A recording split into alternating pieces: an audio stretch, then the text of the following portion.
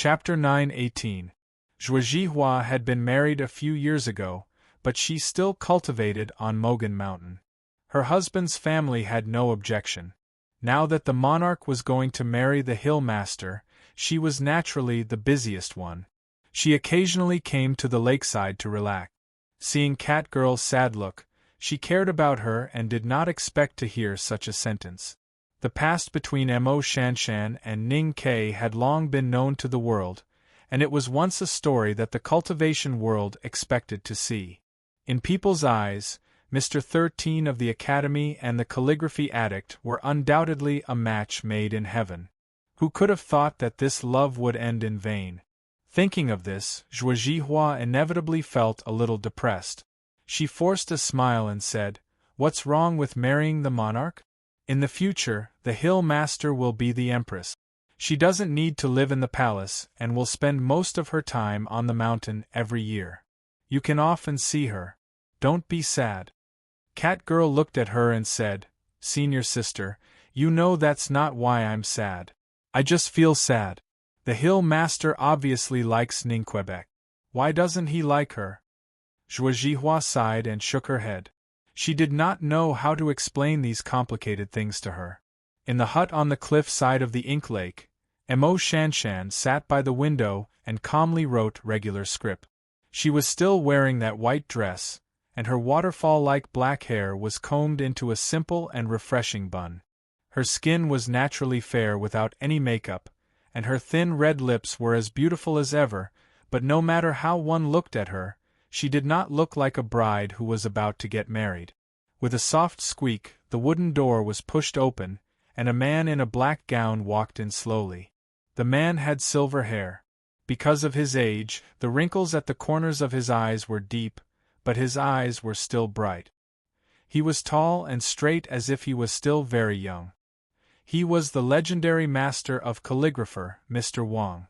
To be called a sage in the world, he must be extremely extraordinary, such as the Sage of Sword, Liu Bai. The master of calligrapher was the most famous calligrapher in the world, and also the most famous divine talisman master. To the Great River Kingdom, he was the most powerful protector, as Liu Bai was to the South Jin Kingdom. His status was extremely respected, and even the monarch had to bow to him as a disciple. Hearing the voice, Mo Shanshan stood up from the table and saluted her teacher calmly. Then, she sat back down and dipped her brush into the inkstone. She continued to focus on practicing her wrist with the help of the sunlight outside the window. The master of calligraphy walked behind her and looked at the elegant and magnificent handwriting on the paper.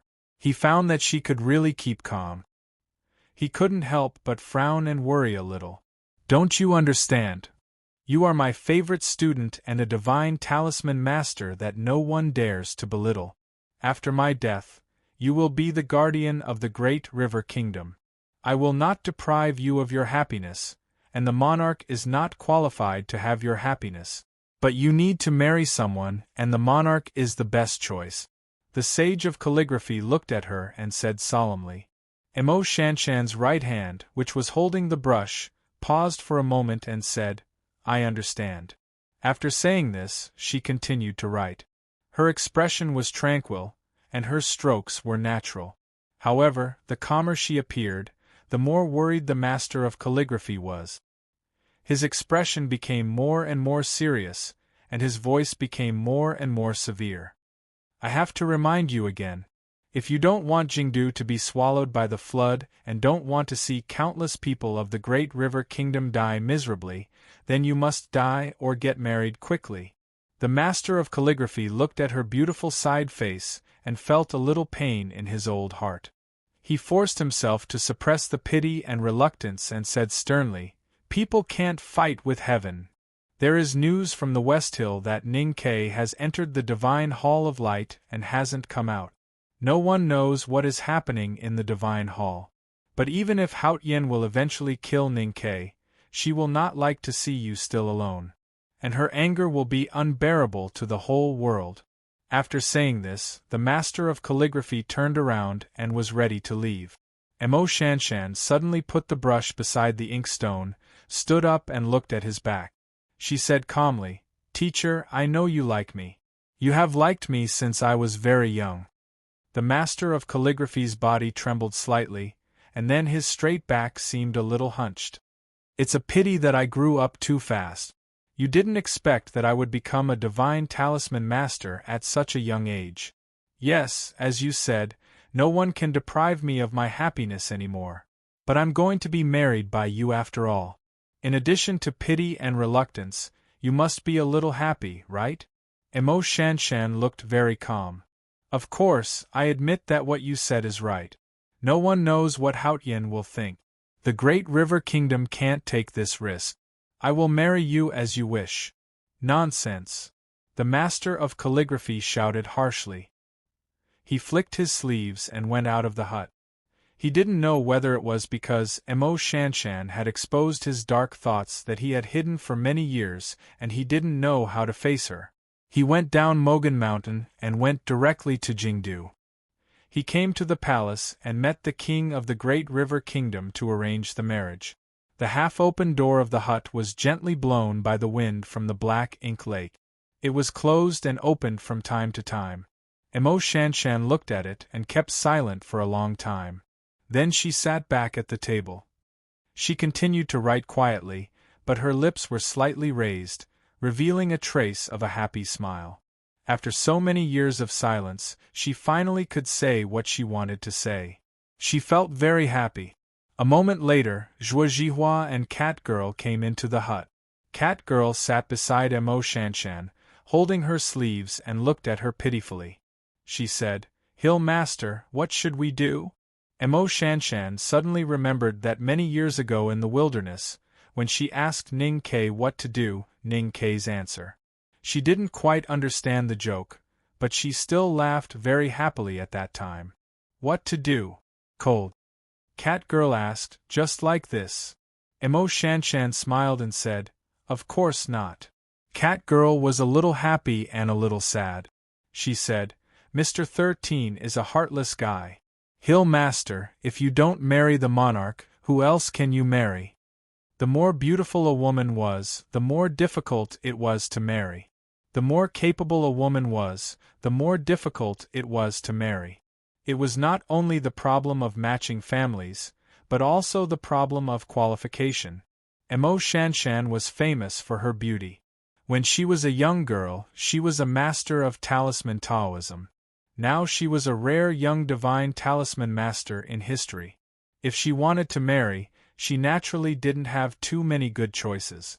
"Why do I have to marry?" Emo Shanshan touched Cat Girl's head dotingly and said, "It's a joke to force a divine talisman master to marry. So if you don't want to marry, remember to cultivate hard." Cat Girl thought it made sense. If the man she was engaged to was not good, she definitely wouldn't marry him. It was said that there were many generals in his family. She really should hurry to improve her state. Zhuozhihua looked at Emo Shanshan without saying anything. Her eyebrows were full of worry. Emo Shanshan knew what she was worried about. She said calmly, "People admire and fear Haotian, and I am no exception. But I have already fought with her, so what's the point of being afraid of her? If Haotian gets angry because of me, it's not my responsibility, but her sin." The winter maple of Luomeng Mountain in the capital city of the Great River was a very famous scenery in the whole world.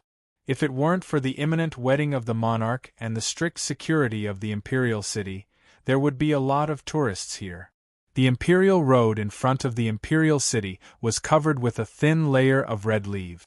Sang Sang walked on the road, and the soles of her shoes crushed the withered red leaves blown by the wind, making a very clear sound, which made people's hearts palpitate.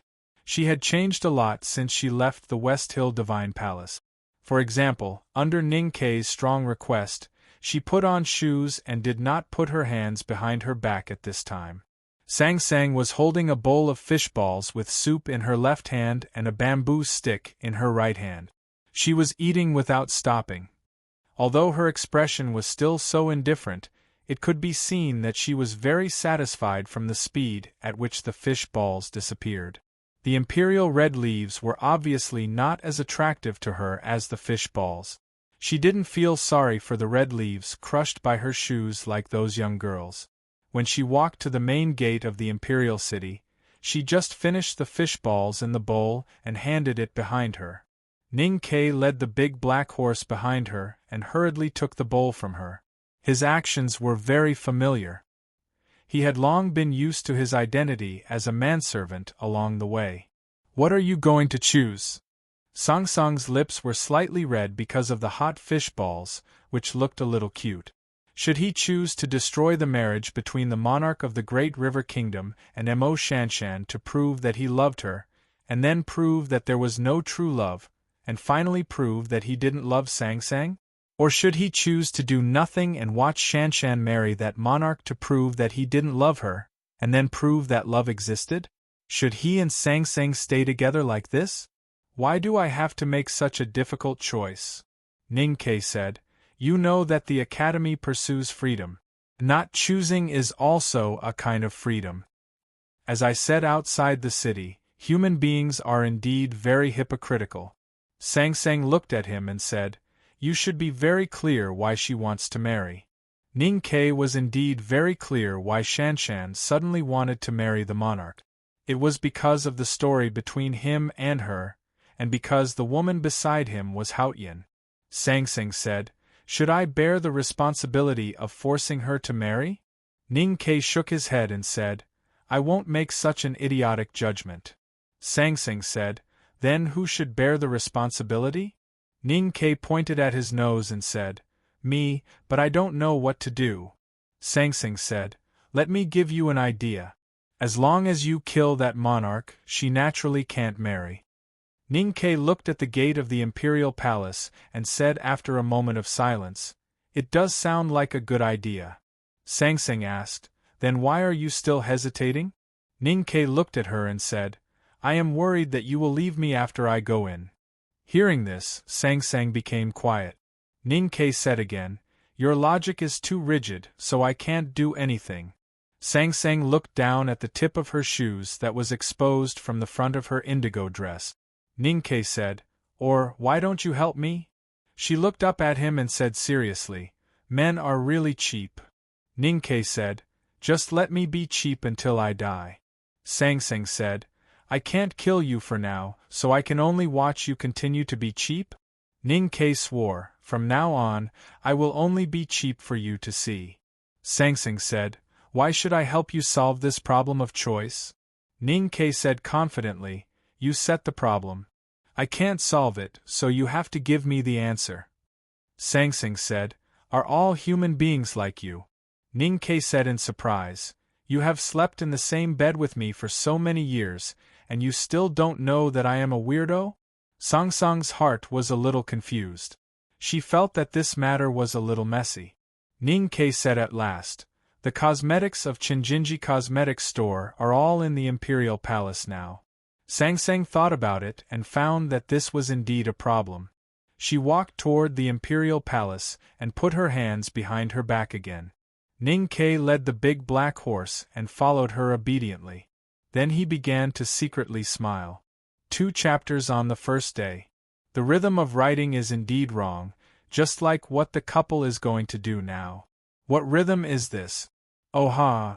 As for Shanshan's teacher's opinion of her, when Ning Ke mentioned the master of calligrapher in the wilderness, her expression was a little unnatural. That was the prologue. I originally wanted to explain it in detail in the story, but then I thought it was unnecessary and saved some words. Anyway, it is just a small episode. To be continued. If you like this work, please come to Chidian.com to vote for me. Your support is my greatest motivation. Chapter 9:19. Ning Ke always felt that there was something wrong with letting his woman ruin another woman's marriage, and that woman liked him, but he was not going to oppose it. Sang Sang walked to the front of the palace and looked around casually with her hands behind her back, like an ordinary tourist. In the eyes of the palace guards, it was a great disrespect to the monarch. The guards scolded her and were about to drive her and Ning Ke away with the big black horse. If it were not for the approaching wedding, the guards would have drawn their swords. Sang Sang did not seem to see the guards. She looked up at a flower tree in the corner of the imperial city and felt it was a little strange. She continued to walk forward and soon approached the gate of the palace. She walked slowly into the palace in front of the palace guards. If she was not an idiot, then she must be a real powerhouse who had evil intentions towards the palace. The situation in the field suddenly became tense. Accompanied by the sound of friction, the guards all drew their swords from their sheaths. The elegant swords, which had the distinct characteristics of the great river, reflected the clear light from the winter sky, and looked very much like snow trees. At the same time, the crossbowmen on top of the imperial city also aimed downwards. Ning Ke was not worried about Sang Sang's safety. He was just a little worried that too many ordinary people would die in front of her.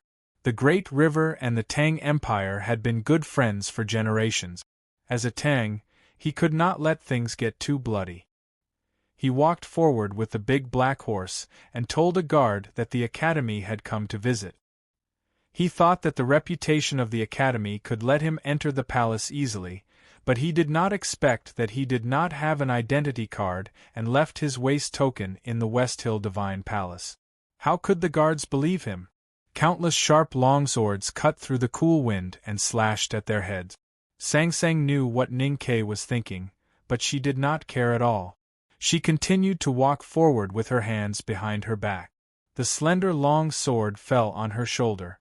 The guards of the Great River Kingdom were more prudent and did not want to kill at first, so the guard was lucky not to die. The wind in Jingdo was very gentle, which was why there were thousands of blooming flowers and trees, and why the red leaves on the imperial road would cover and not leave. Suddenly, the wind became heavy. The wind was almost invisible. Even if it was heavy, how heavy could it be? Sang Sang walked forward calmly with her hands behind her back. The wind around her was as calm as the expression on her face, as heavy as the Peach Mountain. The long sword pierced through the wind and arrived in front of her. It was as if it had sunk into a bottomless swamp, or as if it had been swept into a raging ocean. It was impossible for it to continue descending, and could only drift away. The guard looked at his palm in shock, not understanding what had happened. The same thing happened to all the guards. The swords in their hands became like rootless duckweeds in the water, blown away by the wind and waves. There was an exclamation in front of the Great River Kingdom's palace. The arrows on the city wall were finally fired. However, they could not touch Sang Sang's clothes and disappeared in the wind. The people of Jingdo chased after the Tang style, and their temperaments were also very similar. The guards had already guessed that this tall, fat, and ordinary woman must be a cultivator with a very high cultivation. Even though they had no weapons in their hands, they still bravely leapt toward her, wanting to use their own bodies to block her outside the palace. However, she was Haotian. Even Lu Bai's sword could not enter her world. How could these ordinary people, who were like ants, do it? Shadows flew and fell like rain. Muffled groans were heard. Sang Sang looked calm and continued to walk forward with her hands behind her back. When she arrived at the imperial palace, the palace gate opened naturally. Ning Ke led the big black horse and followed behind her, quietly watching the scene. Although the difference in strength between the two sides was too great, and it could not even be called a battle, and Sang Sang did not really fight, he still wanted to find what he was looking for from these scenes. Sang Sang was the rule. She could not change the rule, but her use of the rule was in a state that no human could reach. The magic of using the rule depended on one's mind. The wind in Jingdo, the flowering trees in the corner of the imperial palace, the fish ball soup in her hands, the streams and rivers she passed, everything in nature would become her weapon if she wanted to. The imperial palace opened, and Sang Sang walked in calmly. The guards and royal guards of the Great River Kingdom were shocked speechless, but they could not stop her. Their eyes were filled with despair and confusion. The most powerful force in the secular world was meaningless in front of her. In her eyes, there was no difference between the imperial palace and the brothel. When she wanted to walk around, she could naturally enter. Ning Ke led the big black horse and followed behind her. It was a very wonderful feeling. He had felt this feeling when he was near the snow cliff in the wilderness. It was the loneliness of the youngest uncle, who was invincible. He had also felt it from his master. It was the confidence of the world's teacher. Back at the right to light in the Peach Mountain, he also had this feeling. That was because her power was in his body. Now it was because he was walking behind her. This feeling was called invincibility. His invincibility came from her, but he did not feel ashamed because they were husband and wife. What was hers was his, and her invincibility was his. Who dared to say otherwise? The imperial palace of the Great River Kingdom was very beautiful. Between the black eaves and the wooden halls, there were countless flowering trees, just like the streets of Jingdo. The bluestone slabs in front of the hall were full of traces of wind and rain. There was a fresh beauty in the vicissitudes of life. Ning Ke led the big black horse to the front of the main hall. He looked at the palaces and sighed silently. Suddenly, he found that Sang Sang had disappeared. No matter how he looked, he could not find her. Controlling the direction of the wind to form countless tiny mirrors could change the trajectory of countless rays of light. Naturally, the figure in the wind could not be seen by anyone. It sounded simple, but in fact, no one could do it except Sang Sang. Just the calculation alone could make Fourth Brother's hair turn white overnight. Ning Ke knew that Sang Sang did not leave. He thought that she was walking casually in a side palace. He did not know what she was looking at, but he was a little flustered because he could not see her. Countless guards and soldiers were rushing toward him from every corner of the imperial palace. The dark mass was extremely terrifying. He stood in front of the hall alone and had to face it alone. Ning Ke was silent and understood what Sang Sang meant. He did not want to see Shanshan get married, but he was more afraid that Sang Sang would be disappointed. So he was shamelessly silent like many men in the world. He refused to answer Sang Sang's question and put the blame on her. She took him into the Great River Palace and then disappeared without a trace. Now it was him standing in front of the hall and walking into the palace. It was his own choice. He looked up at the quiet and solemn palace in front of him. He pulled out the heavy iron cutlass from the sheath, held the reins, and walked slowly and firmly toward that place. The master of calligraphy's hair was very white and meticulously combed. It looked like the famous silver thread weaver of the Ueluan kingdom, which was very consistent with his image in the hearts of the Great River Kingdom's people. There was also a middle-aged man in the hall. He was dressed in a royal robe and his face was unhealthily pale. His eyes were calm, but the joy and uneasiness in the deepest part of his eyes seemed to be a little entangled. He was the king of the Great River Kingdom. He looked at the master of calligraphy and said, "Why don't we consider this matter at length?" The master of calligraphy said, "Your Majesty, rest assured. As long as she doesn't object, no one will." The king of the Great River Kingdom frowned slightly and thought that the news from the Black Ink Garden was not so. Although the hill master didn't object, it seemed that she didn't want to marry him. The master of calligraphy looked at his expression and knew what he was thinking. He said indifferently, "Even if she objects, it doesn't matter. She is a teacher and a father. I can make the decision for her." The king of the Great River Kingdom said, "I have admired the hill master for many years, but the Tang Empire—" The master of calligraphy was a little unhappy and said, "Why should the Academy care? Did Ning Ke send the marriage certificate? The Tang Empire and the Great River Kingdom have been friends for many years. No matter how unreasonable they are, they can't be unreasonable to us." The king of the Great River Kingdom was a little uneasy and said, "But Mr. First of the Academy, the bigwigs in the cultivation world and the secular world had long known that the calligraphy addict, Mo Shanshan, and Mr. First of the Academy were sworn siblings. If not for this relationship, Mo Shanshan would have helped the Academy to fight against the Abidine in Chang'an. The Great River Kingdom would have been wiped out by the West Hill Divine Palace. The Master of Calligraphy said in a low voice, "Now the Academy can't protect itself. How can it be qualified to care about the affairs of the world?" As they were talking, there was a sudden noise outside the hall, followed by the sound of fighting. A pale eunuch entered the hall and shouted, "Your Majesty, an assassin broke into the palace." The great river kingdom had always been peaceful, and there had been no war or disaster in the capital city for many years. Now that the wedding day was approaching, an assassin suddenly broke into the palace. There must be a connection between the two. Thinking of this, the Master of Calligraphy's expression became a little ugly. He released his psyche power to explore the outside of the hall. As a superb divine talisman master in the world, it could be imagined how powerful his psyche power was. However, what shocked him was that he didn't sense anything.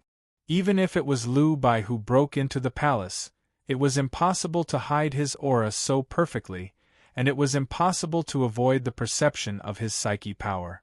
So who was the intruder today?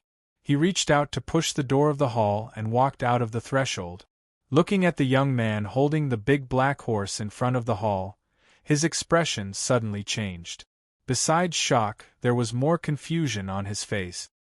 "Ning Ke, shouldn't you be in the divine hall of light?" Ning Ke looked at the silver-haired old man and guessed his identity. He answered with a smile, "I can't live in the West Hill all my life. I came out to travel and pass by the great river kingdom, so I came to pay my respects to the Master of Calligraphy." The Master of Calligraphy slightly raised his eyebrows and said with an extremely cold expression, "I don't care how you escaped from the West Hill Divine Palace, but I don't think you broke into the palace today just to pay your respects."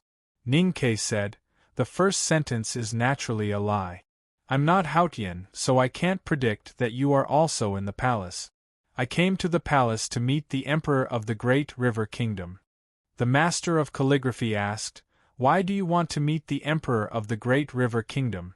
Ning Ke smiled and said, "I came to tell the Emperor that his wedding with Shanshan may be postponed indefinitely." The Master of Calligraphy looked at him and said with a faint smile, "Even if Haotian will be angry?" Ning Ke sighed and said, "Looking at your disgusting expression, I know that you may have heard some rumors from under someone's wall. Unfortunately, you probably don't know that I always have the final say in my family. If I want to play today, I will only write 1 chapter. Tomorrow, I will write 2 chapters. I will try to get into the rhythm of writing 2 chapters or more as soon as possible.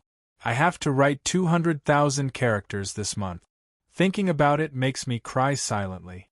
I have to learn from Master Lin Hai and this month's Master Butterfly. I will work hard. Please rest assured, if I can't write 200,000 characters this month, I will let the leaders take care of all the family affairs." To be continued. If you like this work, please come to Chidian.com to vote for me. Your support is my greatest motivation. Chapter 920. Countless bodyguards and soldiers of the Great River Kingdom poured into the square in front of the temple.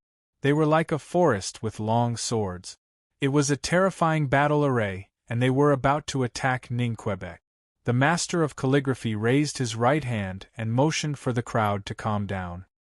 He looked at Ning Ke and said expressionlessly, "From what I see, the Tangs are really unreasonable." Ning Ke smiled and reached out his hand. "Please go ahead, Master of Calligraphy." The Master of Calligraphy frowned and said, "Since you have no feelings for my disciple, how can you interfere in her marriage?" Ning Ke said, "Because I know that she would never marry the monarch of your country."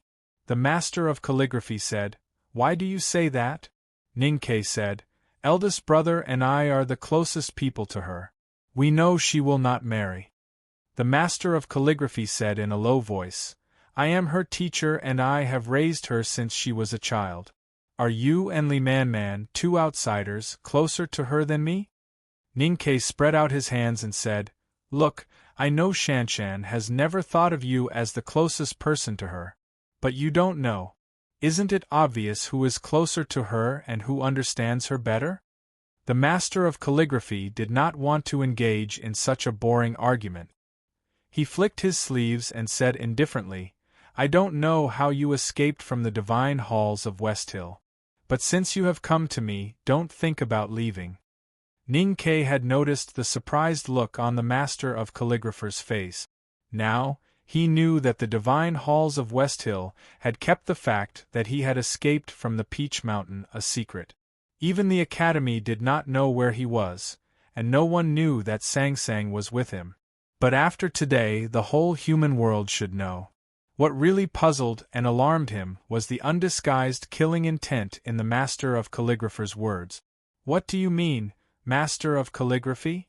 The master of calligraphy did not answer his question. The emotions in his eyes became more and more indifferent. He thought that killing Ning Ke would solve the problem for Haotian. He was not the Abbey Dean and did not know the complicated relationship between Ning Ke and Haotian.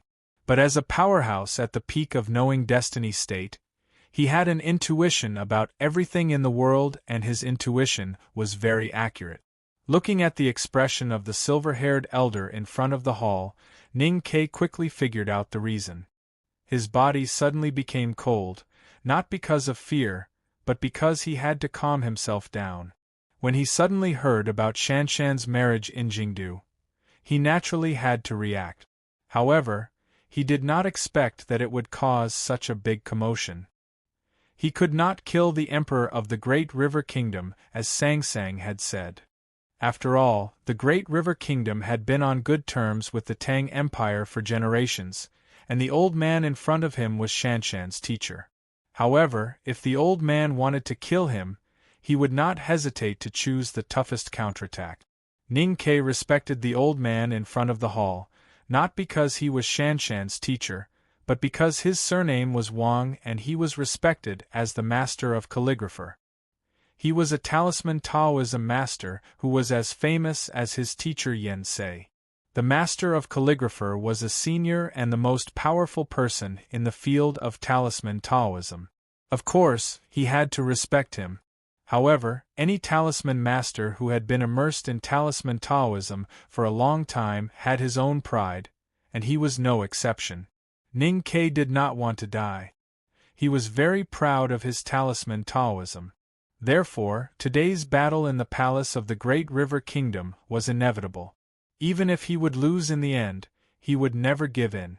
My teacher Yen Sei once mentioned that the master of calligrapher's talisman Taoism state was earth-shattering. He told me that if there was a chance to compete with the master of calligrapher in calligraphy and talisman Taoism, I must not miss it. Ning Ke said, "Please enlighten me, sir." The master of calligrapher said, "If Yen Sei was still alive, he might have the power to fight with me. But you can't." Ning Ke said seriously, "Sir, you are wrong." The master of calligrapher said indifferently, "What's wrong?" Ning Ke said, "Whether you are a mule or a horse, you have to come out and take a few steps." The master of calligrapher was startled by the sudden change in his tone, and then his face became extremely ugly. The bodyguards' faces were also very ugly, and the emotions in their eyes were very complicated, because they had already known Ning Ke's identity. The Great River Kingdom and the Tang Empire had been on good terms for generations. The Academy was not only the pride of the Tang Empire, but also the pride of the people of the Great River Kingdom. Of course, the Black Ink Garden was also the pride of the Great River Kingdom, especially the Hill Master. Therefore, Mr. 13 of the Academy, who had a good story with the Hill Master, naturally had a very high position in the hearts of the people of the Great River Kingdom. But today, he became an enemy. This person dared to threaten the monarch and actually came to break the marriage. Of course, the people of the Great River Kingdom were angry. But if he really did not appear, they would also feel disappointed. At this time, seeing him appear, they were angry, but also a little happy and proud. This kind of emotion was really complicated and hard to describe. Ning Ke did not know what his appearance meant to the people of the Great River Kingdom, and what kind of complex spiritual stimulation it brought to them. He looked at the master of calligrapher in front of the palace and took a step forward. At this time, there was a distance of dozens of feet between him and the master of calligrapher. Although it was just a small step forward, it meant that the battle was about to begin. The bodyguards and soldiers withdrew from the square and rushed into the main hall, protecting the monarch behind the crowd. At this moment, even the most complicated emotions turned into tension, and the palace became silent. The master of calligrapher was a super powerhouse in the world, and he had entered the knowing destiny peak many years ago. Ning Ke was also not an ordinary person. Not to mention the skills he learned in the academy, his talent in talisman Taoism was also well known in the world. If there was not a woman named Mo Shanshan in the world, he would be the world's youngest divine talisman master.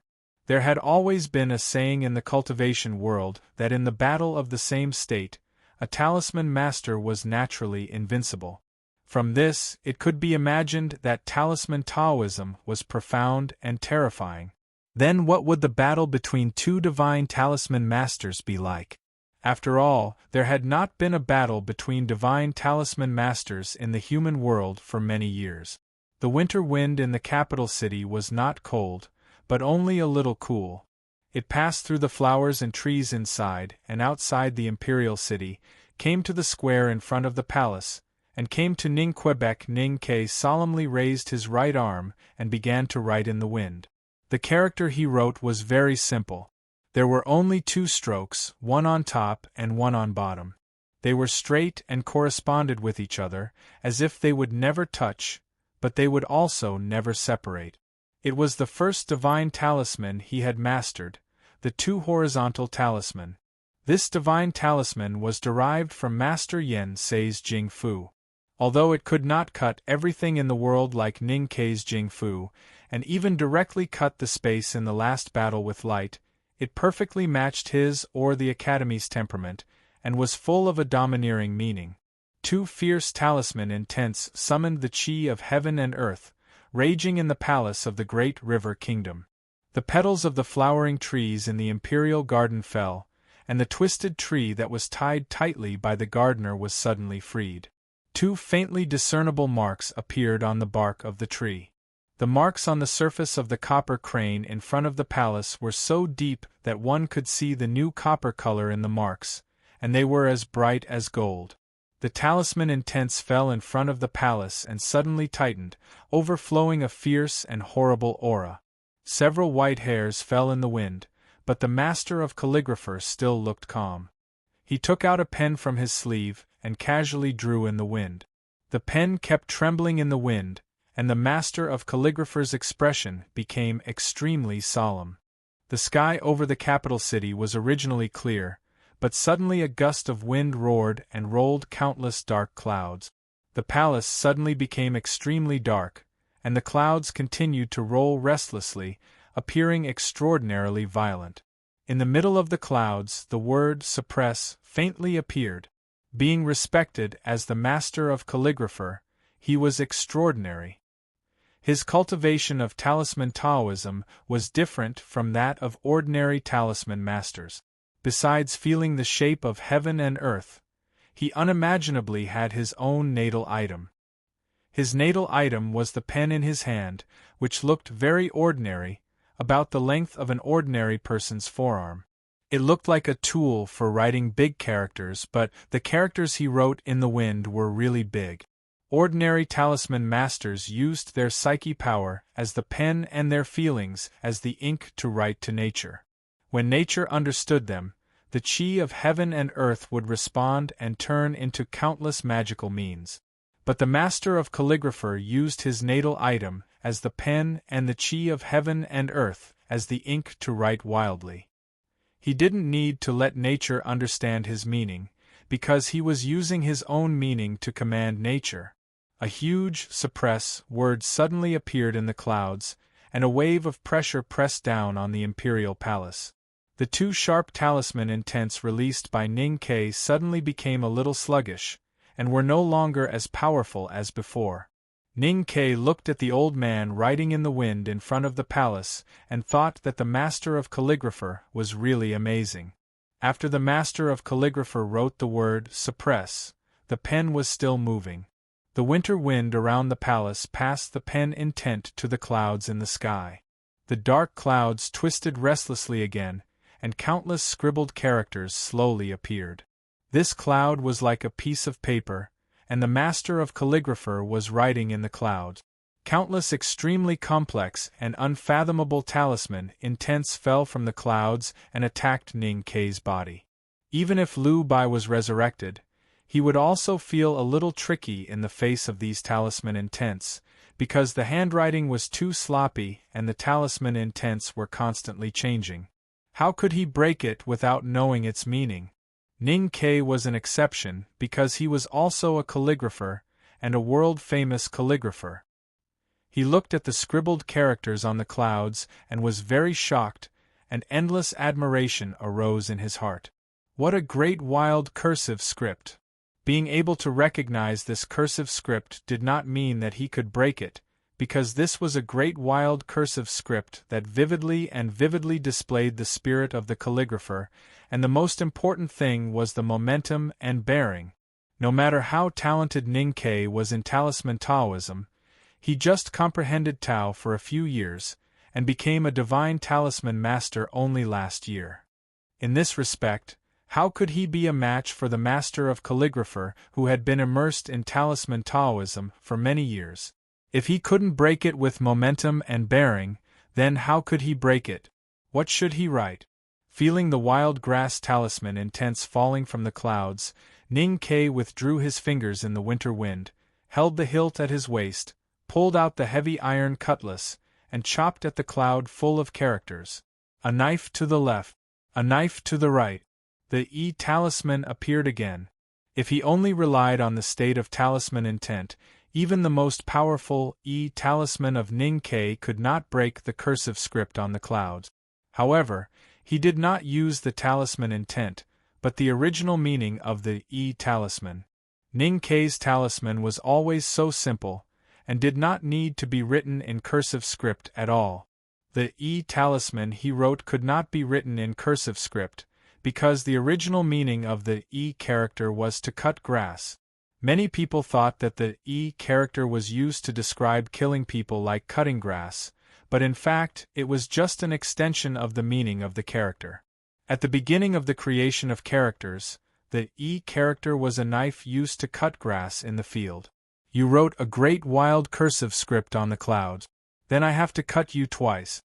There is one more chapter, before 12 o'clock. To be continued. If you like this work, you are welcome to vote for me and vote for me. Your support is my biggest motivation. Chapter 9:21.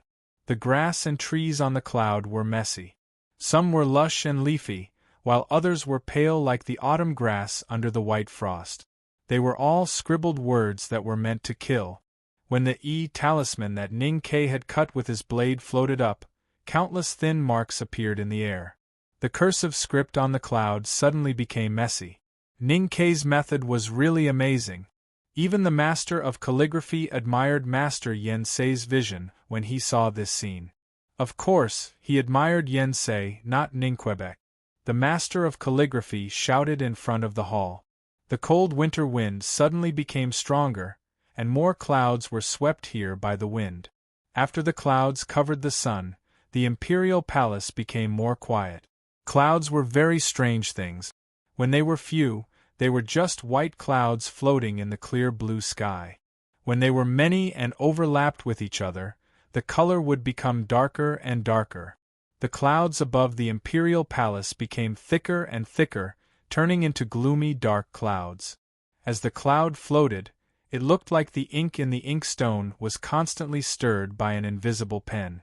The previous white paper became the ink in the inkstone, and the fierce and messy cursive writing naturally disappeared.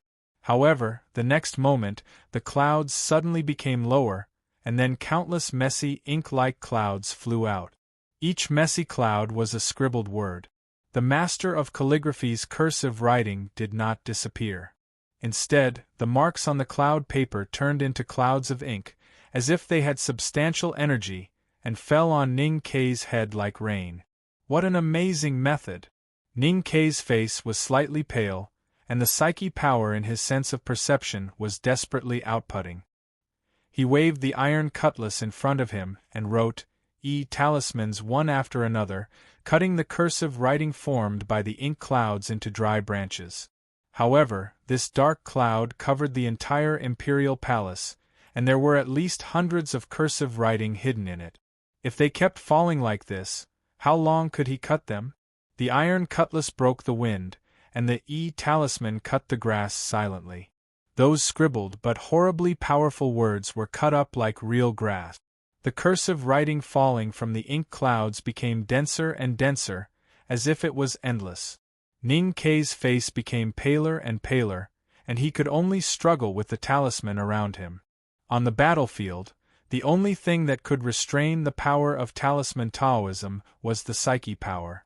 A powerful talisman like the talisman of consumed an unimaginable amount of psyche power. If not, only a few divine talisman masters could sweep across the world.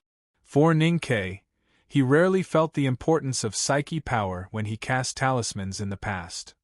That was because he had been meditating since he was a child, almost painstakingly, so the amount of psyche power he had completely surpassed that of ordinary talisman masters. When he really needed to write countless divine talismans, such as when he fought against the heroes at the Right to Light or when he fought against the Abbey Dean in Chang'an, he had an endless source of psyche power, the god-stunning array and Song Song's divine power. Today's situation was different. Facing the master of calligrapher, whose state was unfathomable, he had to exert all his strength. However, without the help of Chang'an City, after writing the 7 talismans, he felt that his psyche power was about to run out. When Master Yen Sei taught him talisman Taoism, he naturally explained this to him. Ning Kei was very clear that it was very common for talisman masters to run out of psyche power, and it was also the most common way to die. What really shocked him was that he would run out of psyche power after writing the 7 talismans, but his opponent's expression didn't change after writing the hundreds of characters in the clouds. Ning Kei rarely met a cultivator whose psyche power was more powerful than his. At this moment, he found that his opponent's psyche power was so terrifying that it seemed to be even more powerful than that of the nation master of the Golden Tribe Royal Court. The master of calligrapher was indeed the master of calligrapher. His state and means were indeed top-notch in the world today. Ning Kei knew that he had to make a decision as soon as possible. He stabbed the iron cutlass in his hand into the bluestone ground, and took out the bow and arrow from the back of the big black horse while the talisman around him was still resisting the ink cursive script falling from the clouds.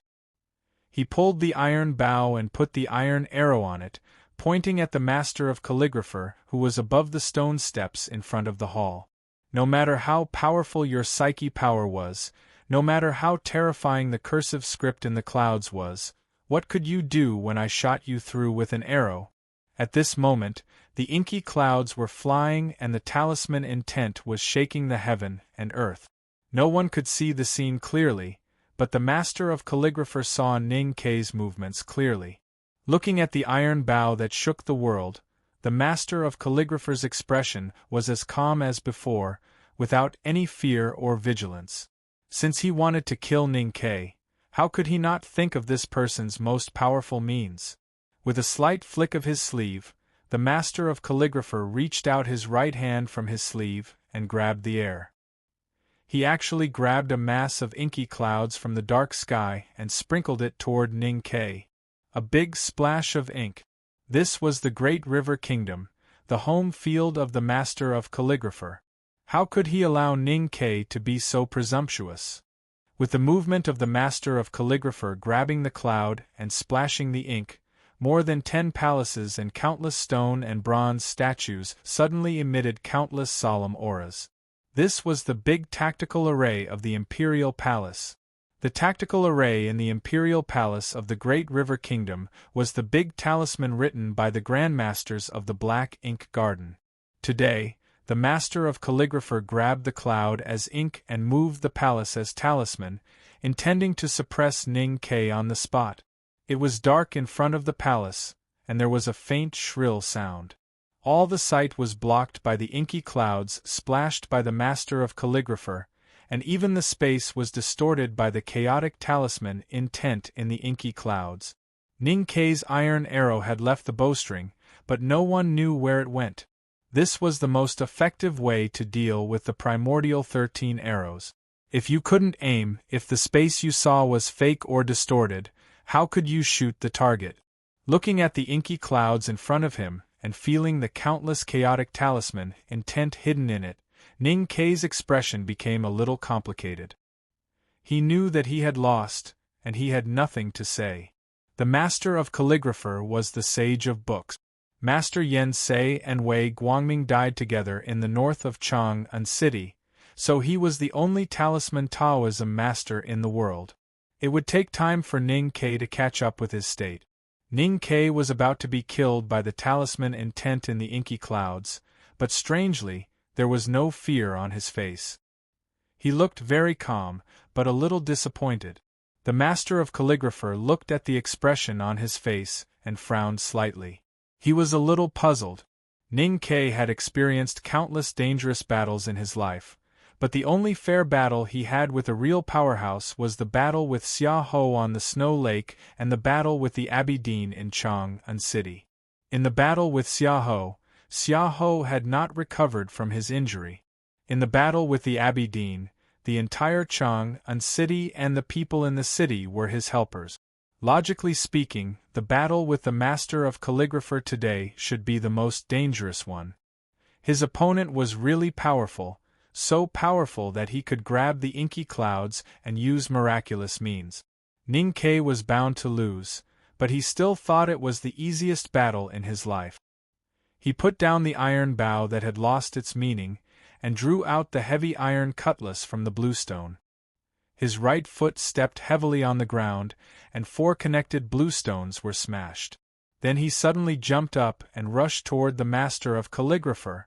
The great spirit in his abdomen completely broke out, and endless power poured into every part of his body, increasing his speed to an unimaginable level.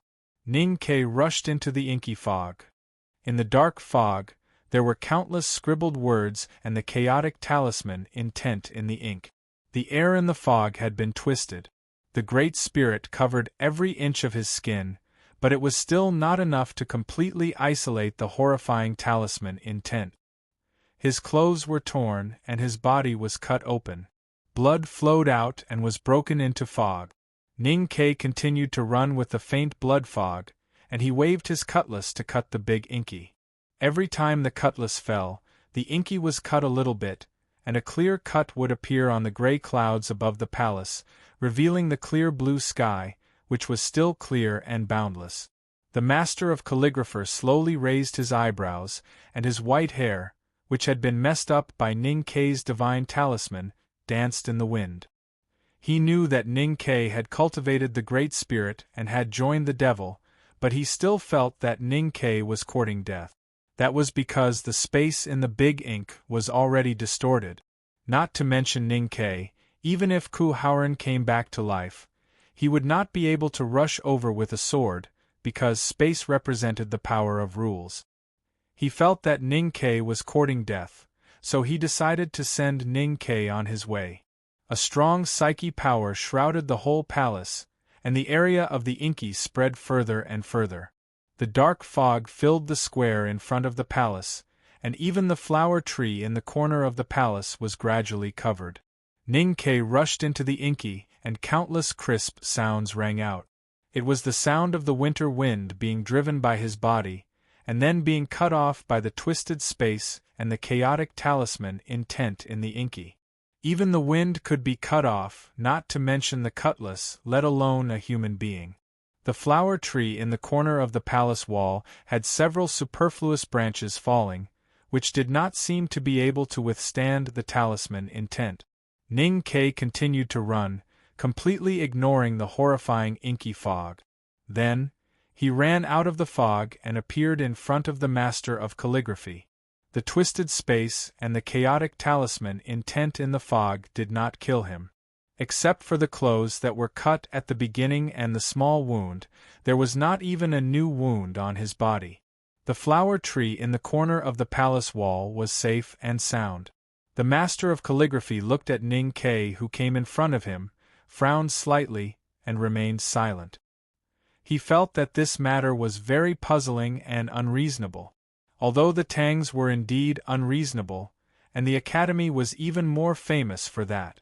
But this matter was really too unreasonable. Ning Ke was not going to reason anymore.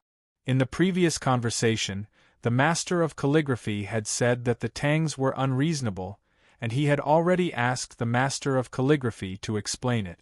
So there was no need to repeat it at this time. He raised the heavy iron cutlass and chopped at the master of calligraphy. If Ning Ke held the iron cutlass within 1 foot of him, who in the world could be his opponent except for the powerhouses of the Enlightenment doctrine and Yi Hong Yu? The master of calligraphy roared and raised the brush in front of him. The brush broke. The master of calligraphy was shaken and hit the pillar of the main hall, spitting out a lot of blood. He was the master of calligraphy, not the master of sword. In an extremely short period of time, the sage of calligraphy had aged a lot. He looked at the broken brush in his hand with a perplexed expression because he still didn't understand. He was very confident in his state of talisman Taoism. He believed that even in the battle before Yen Sei's death, his state was similar to his. Then why could his disciple beat him? Why could Ning Ke ignore his splashing ink? He looked at Ning Ke and asked, why? Ning Ke thought for a while and said, probably because you can't beat me. The master of calligraphy did not understand and continued to ask, why can't I beat you? At this time, a voice came from the side of the hall. This voice had no emotion, but everyone who heard it had to believe it, because the speaker seemed to take it for granted, and her words were the law. Because I don't want you to beat him. Sang Sang walked to the front of the hall with her hands clasped behind her back. She did not even look at the master of calligraphy who was lying in a pool of blood. She looked up at the dark clouds in the sky and said, collecting clouds is good, but the clouds are a little dirty. Yesterday, Yun Kai helped me calculate the accounts. If I need 200,000 this month, I will have to write an average of 7,200 words a day from today onward. He is deeply worried about this. I am not worried because I have decided to work hard together with the students who are taking part in the college entrance examination. We will definitely succeed. Here, I wish all the students participating in the college entrance examination all the best. Then, as I repeat every year in June, I sincerely hope that you can't see what I'm saying, because it means that you're not playing online. Lastly, my Sang Sang is so cute. I'll also write 2 chapters tomorrow. To be continued. If you like this work, please come to Chidian.com to vote for me. Your support is my greatest motivation. Chapter 922. Summoning the wind with a brush, gathering clouds with a wave of his sleeves, and splashing ink with a handful of dark clouds in the sky. The master of calligrapher's talisman Taoism state and skills in this battle were far beyond the imagination of ordinary cultivators. Even Ning Ke could not help but admire him. He was indeed the most powerful figure in the world. For Sang Sang, this was still not enough to impress her. She only felt that the way the man gathered the clouds was somewhat pleasing, mainly because she liked it and thought that the clouds were a little dirty. Seeing Sang Sang's tall figure, the master of calligrapher was shocked and his face became extremely pale. Then tears flowed down and diluted the blood spots on his front robe. He was a visiting professor of the West Hill Divine Palace and also a believer of Haotian. After knowing that Haotian came to the human world, his mind and spirit were all in it. Who would have thought that Haotian would suddenly appear in front of him? Why could Ning Ke escape from Peach Mountain, and why could he ignore the big splashing ink? At this moment, he had the answer. He even understood some more things. He stood on the opposite side of Haotian. How could he not be defeated? Defeat was the only way. His mind was shaken again and again, and his snow mountain and ocean of chi were unstable. He spat out blood again. Sang Sang stood in front of him and ignored the changes in his mind. She looked at the sky full of dark clouds with her hands behind her back. As she looked down, the crack that Ning Ke had cut in the clouds suddenly expanded and spread to the surroundings. In a moment it disappeared without a trace, and the blue sky was revealed. The dark clouds dispersed and the sky fell again. The great river kingdom's imperial palace became bright again. The people who were previously blocked from seeing the scene of the master of calligrapher sitting in a pool of blood could not help but exclaim. Sang Sang walked into the main hall, and the tall and thick door of the hall opened without any wind. The big black horse came from the middle of the square. Ning Ke sheathed the iron cutlass and tied it to the side of the saddle. Then he followed her into the hall. The hundreds of bodyguards in the main hall were undoubtedly the bravest men of the great river kingdom. However, no one dared to stop Sang Sang when she walked into the hall. The bodyguards did not know who this woman in indigo was, but they remembered the magical scene at the main gate of the imperial palace and knew that even the master of calligrapher was not her opponent. Sang Sang walked in the quiet palace without making any sound. Countless bodyguards and eunuchs protected the great river kingdom's emperor behind them and retreated with pale faces. The scene looked a little strange. There was a square platform in the deepest part of the palace, on which there was a beautiful and luxurious throne. It was the throne of the great river kingdom's emperor. She stepped on the carpet of the floor and casually sat on it. It was difficult for her to be interested in the affairs of the human world.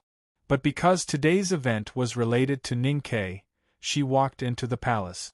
She had no interest in the throne of the great river kingdom. The reason why she was sitting on the throne was simple: it was the highest and most central seat in the hall. As Haotian, it was only right for her to sit on it. However, it was not that for of the princess. They did not know what. They did not know their minds. Of the they only. And of the throne of the people of this was treason, the greatest insult to the great river kingdom's ruler and people. It was something that could not be forgiven. However, the faces of the people in the palace were pale, and they still did not dare to do anything.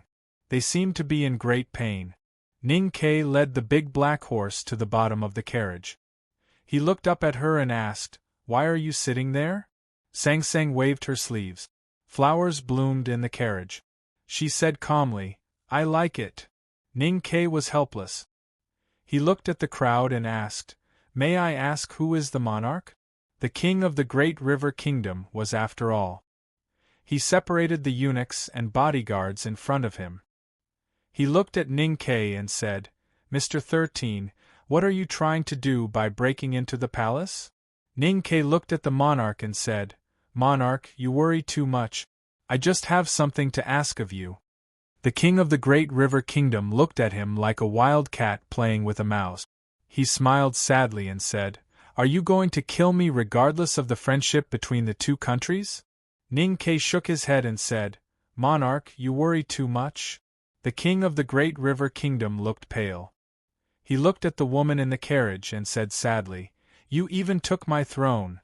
Do you want me to pretend that nothing happened?" Sang Sang felt that Ning Ke was extremely hypocritical. They had already beaten and bullied each other in the palace, but now he was too embarrassed to speak. She had seen all the flowers and trees in the palace and found what she wanted. She did not want to waste any more time. She looked at the monarch and said, "Cancel the engagement." The monarch and the people of the great river kingdom were not surprised by this answer. Ning Ke broke into the palace and hurt people despite the friendship between the Tang Empire and the great river kingdom for generations. But they did not understand who the woman in the carriage was and why she helped Ning Ke to do this. It seemed that her words were more effective than Ning Ke's.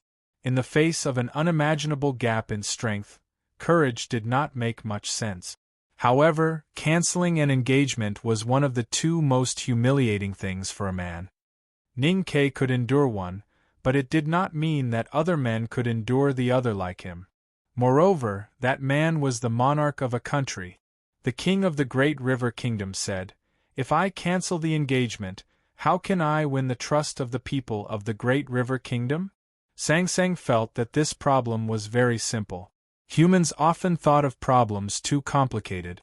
She was a little impatient and said, "Since the engagement says that she will marry the monarch, you can just refuse." The monarch of the Great River Kingdom was stunned. He thought that the monarch was not an official position. How could he refuse?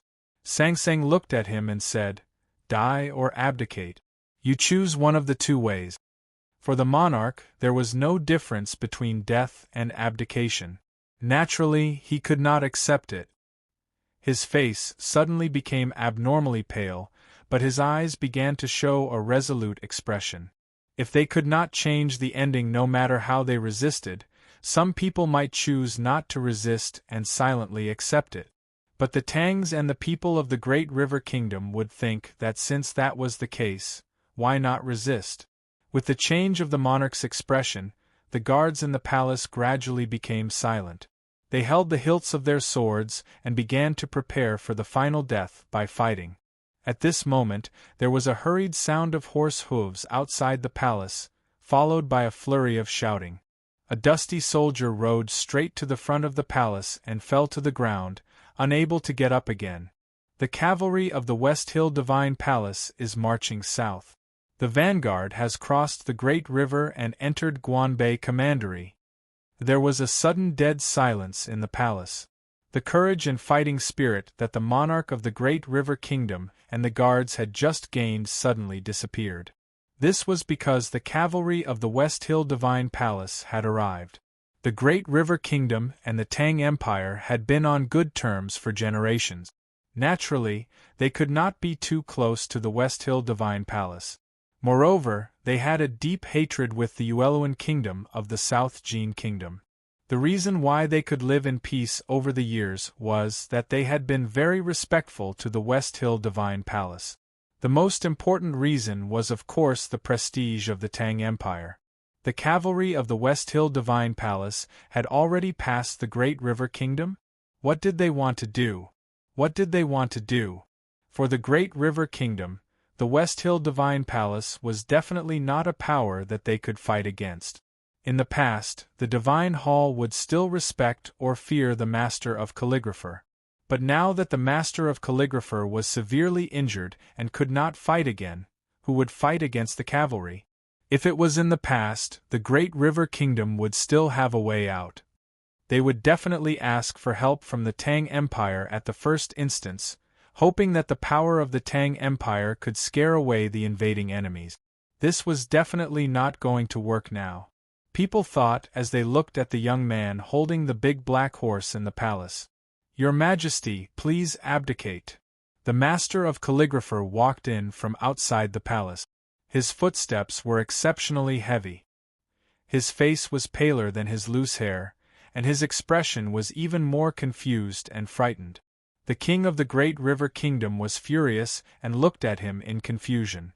He thought that even if he was going to die, how could he surrender to the enemy? The Master of Calligrapher coughed painfully and did not dare to look at the woman on the imperial chariot.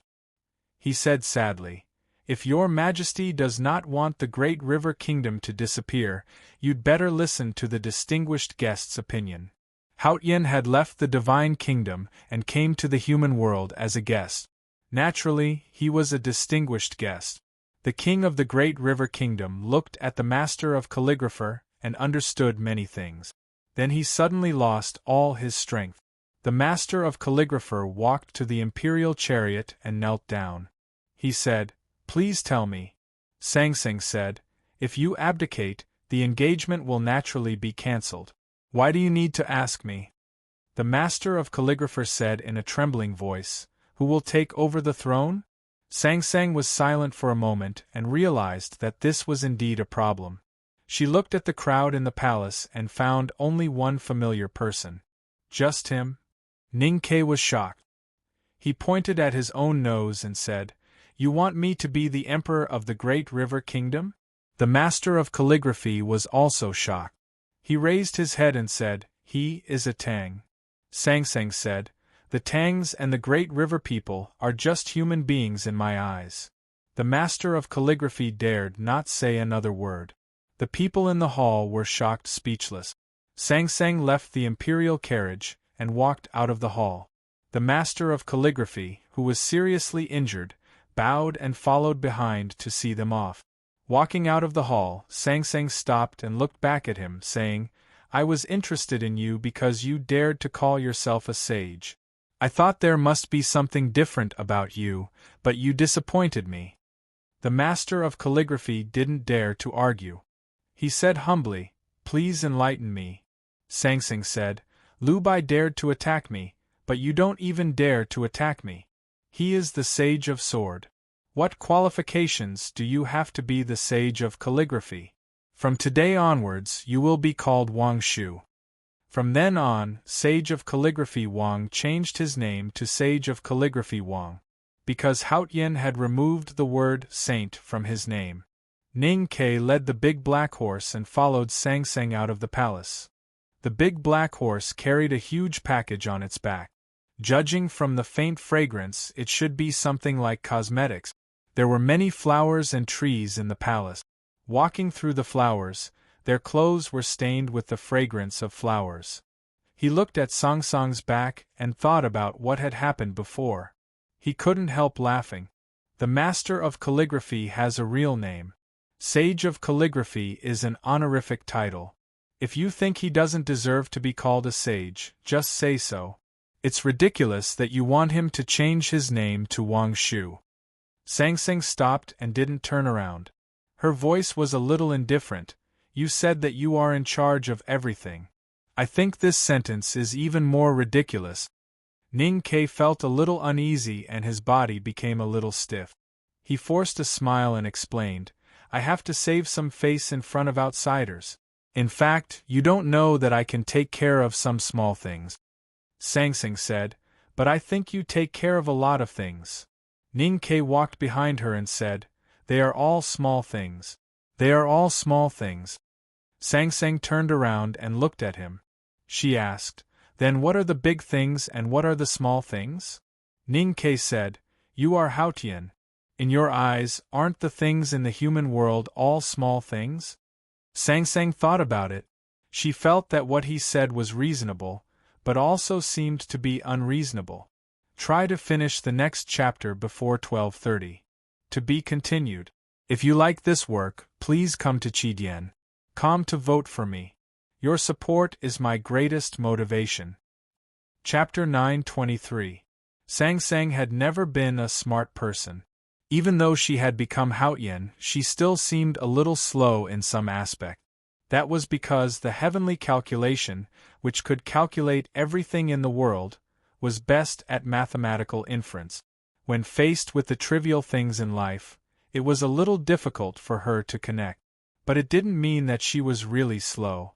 As long as she was willing to put her mind on these things, she could find the abominable truth from Ning Ke's words with just a little deduction. Of course, Ning Ke was very clear about this. Before she could react, he continued, "You want me to be the emperor of the Great River Kingdom, which is even more ridiculous." Sang Sang said, "How is it ridiculous?" Ning Ke said, "It's unrealistic. Even if the Great River Kingdom doesn't dare to oppose your will under the pressure of the West Hill Divine Palace, we have to go back to Chang'an." Sang Sang said expressionlessly, "When did I say I want to go to Chang'an?" Ning Ke sighed in his heart and said, "But we can't always stay in the Great River Kingdom." Sang Sang said, "If you don't want to be the emperor, you can give it to someone else when you leave." Ning Ke thought for a while and said, "It's feasible to deal with it this way. The position of the emperor of a country would lead to many bloody conflicts in the secular world. But for Sang Sang and Ning Ke, it was like a toy that came and went at will. Ning Ke said that for Sang Sang, the things in the human world were trivial. From this point of view, there was indeed nothing wrong with it. Walking out of the palace, the flower trees gradually faded away. The lonely flower tree in the corner of the imperial city wall became a little more conspicuous. Sang Sang looked at it and said, "I just don't want to see that tree cut off." Ning Ke knew that she was explaining why she helped him in the battle and broke the Master of Calligraphy's big splash ink. He thought that even if she became Haotian, she was still so stubborn and thin-skinned. He couldn't help but smile. He didn't want to go deeper into this issue. It was not good to force Sang Sang to say that she cared about him. Instead, it might make her angry. So he naturally changed the topic. On the way, I saw you put a cloud on a branch and thought it was amazing. But after seeing the methods of the Master of Calligraphy, I think it's just SOSO. He's called Wang Shu now.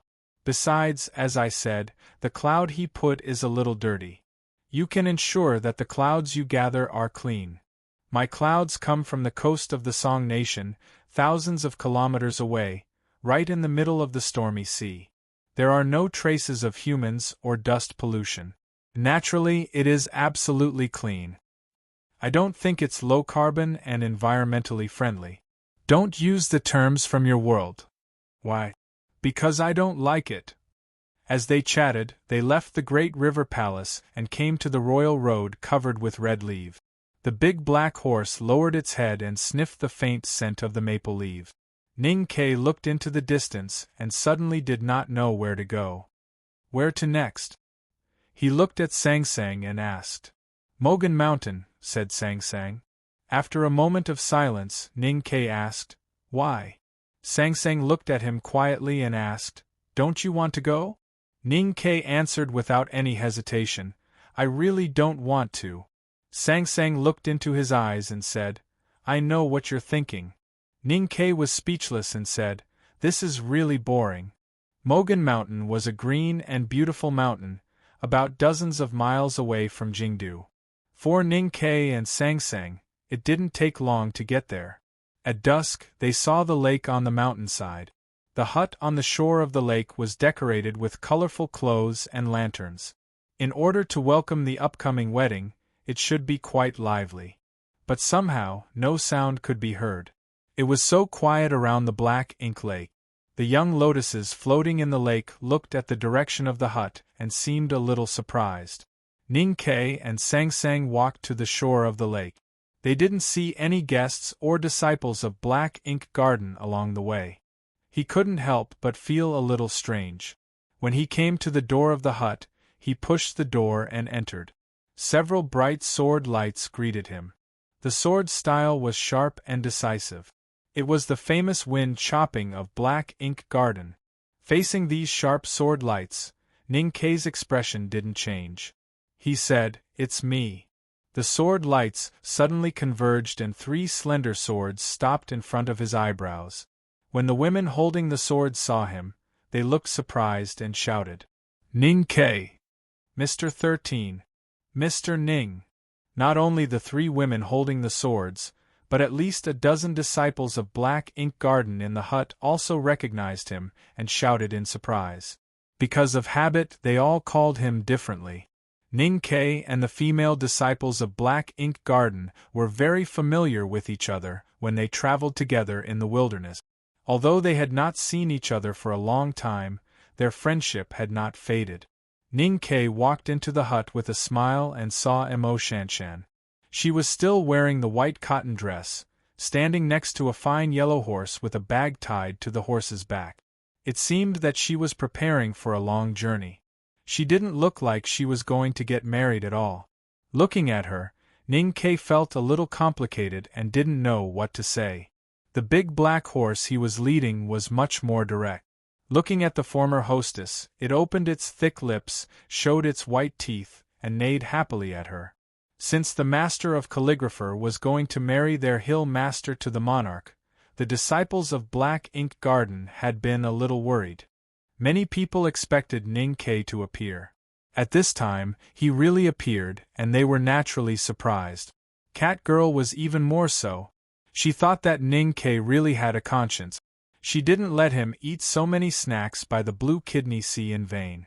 With a silver bell-like laugh, she rushed to him. Suddenly, her arm was grabbed by Zhuozhihua.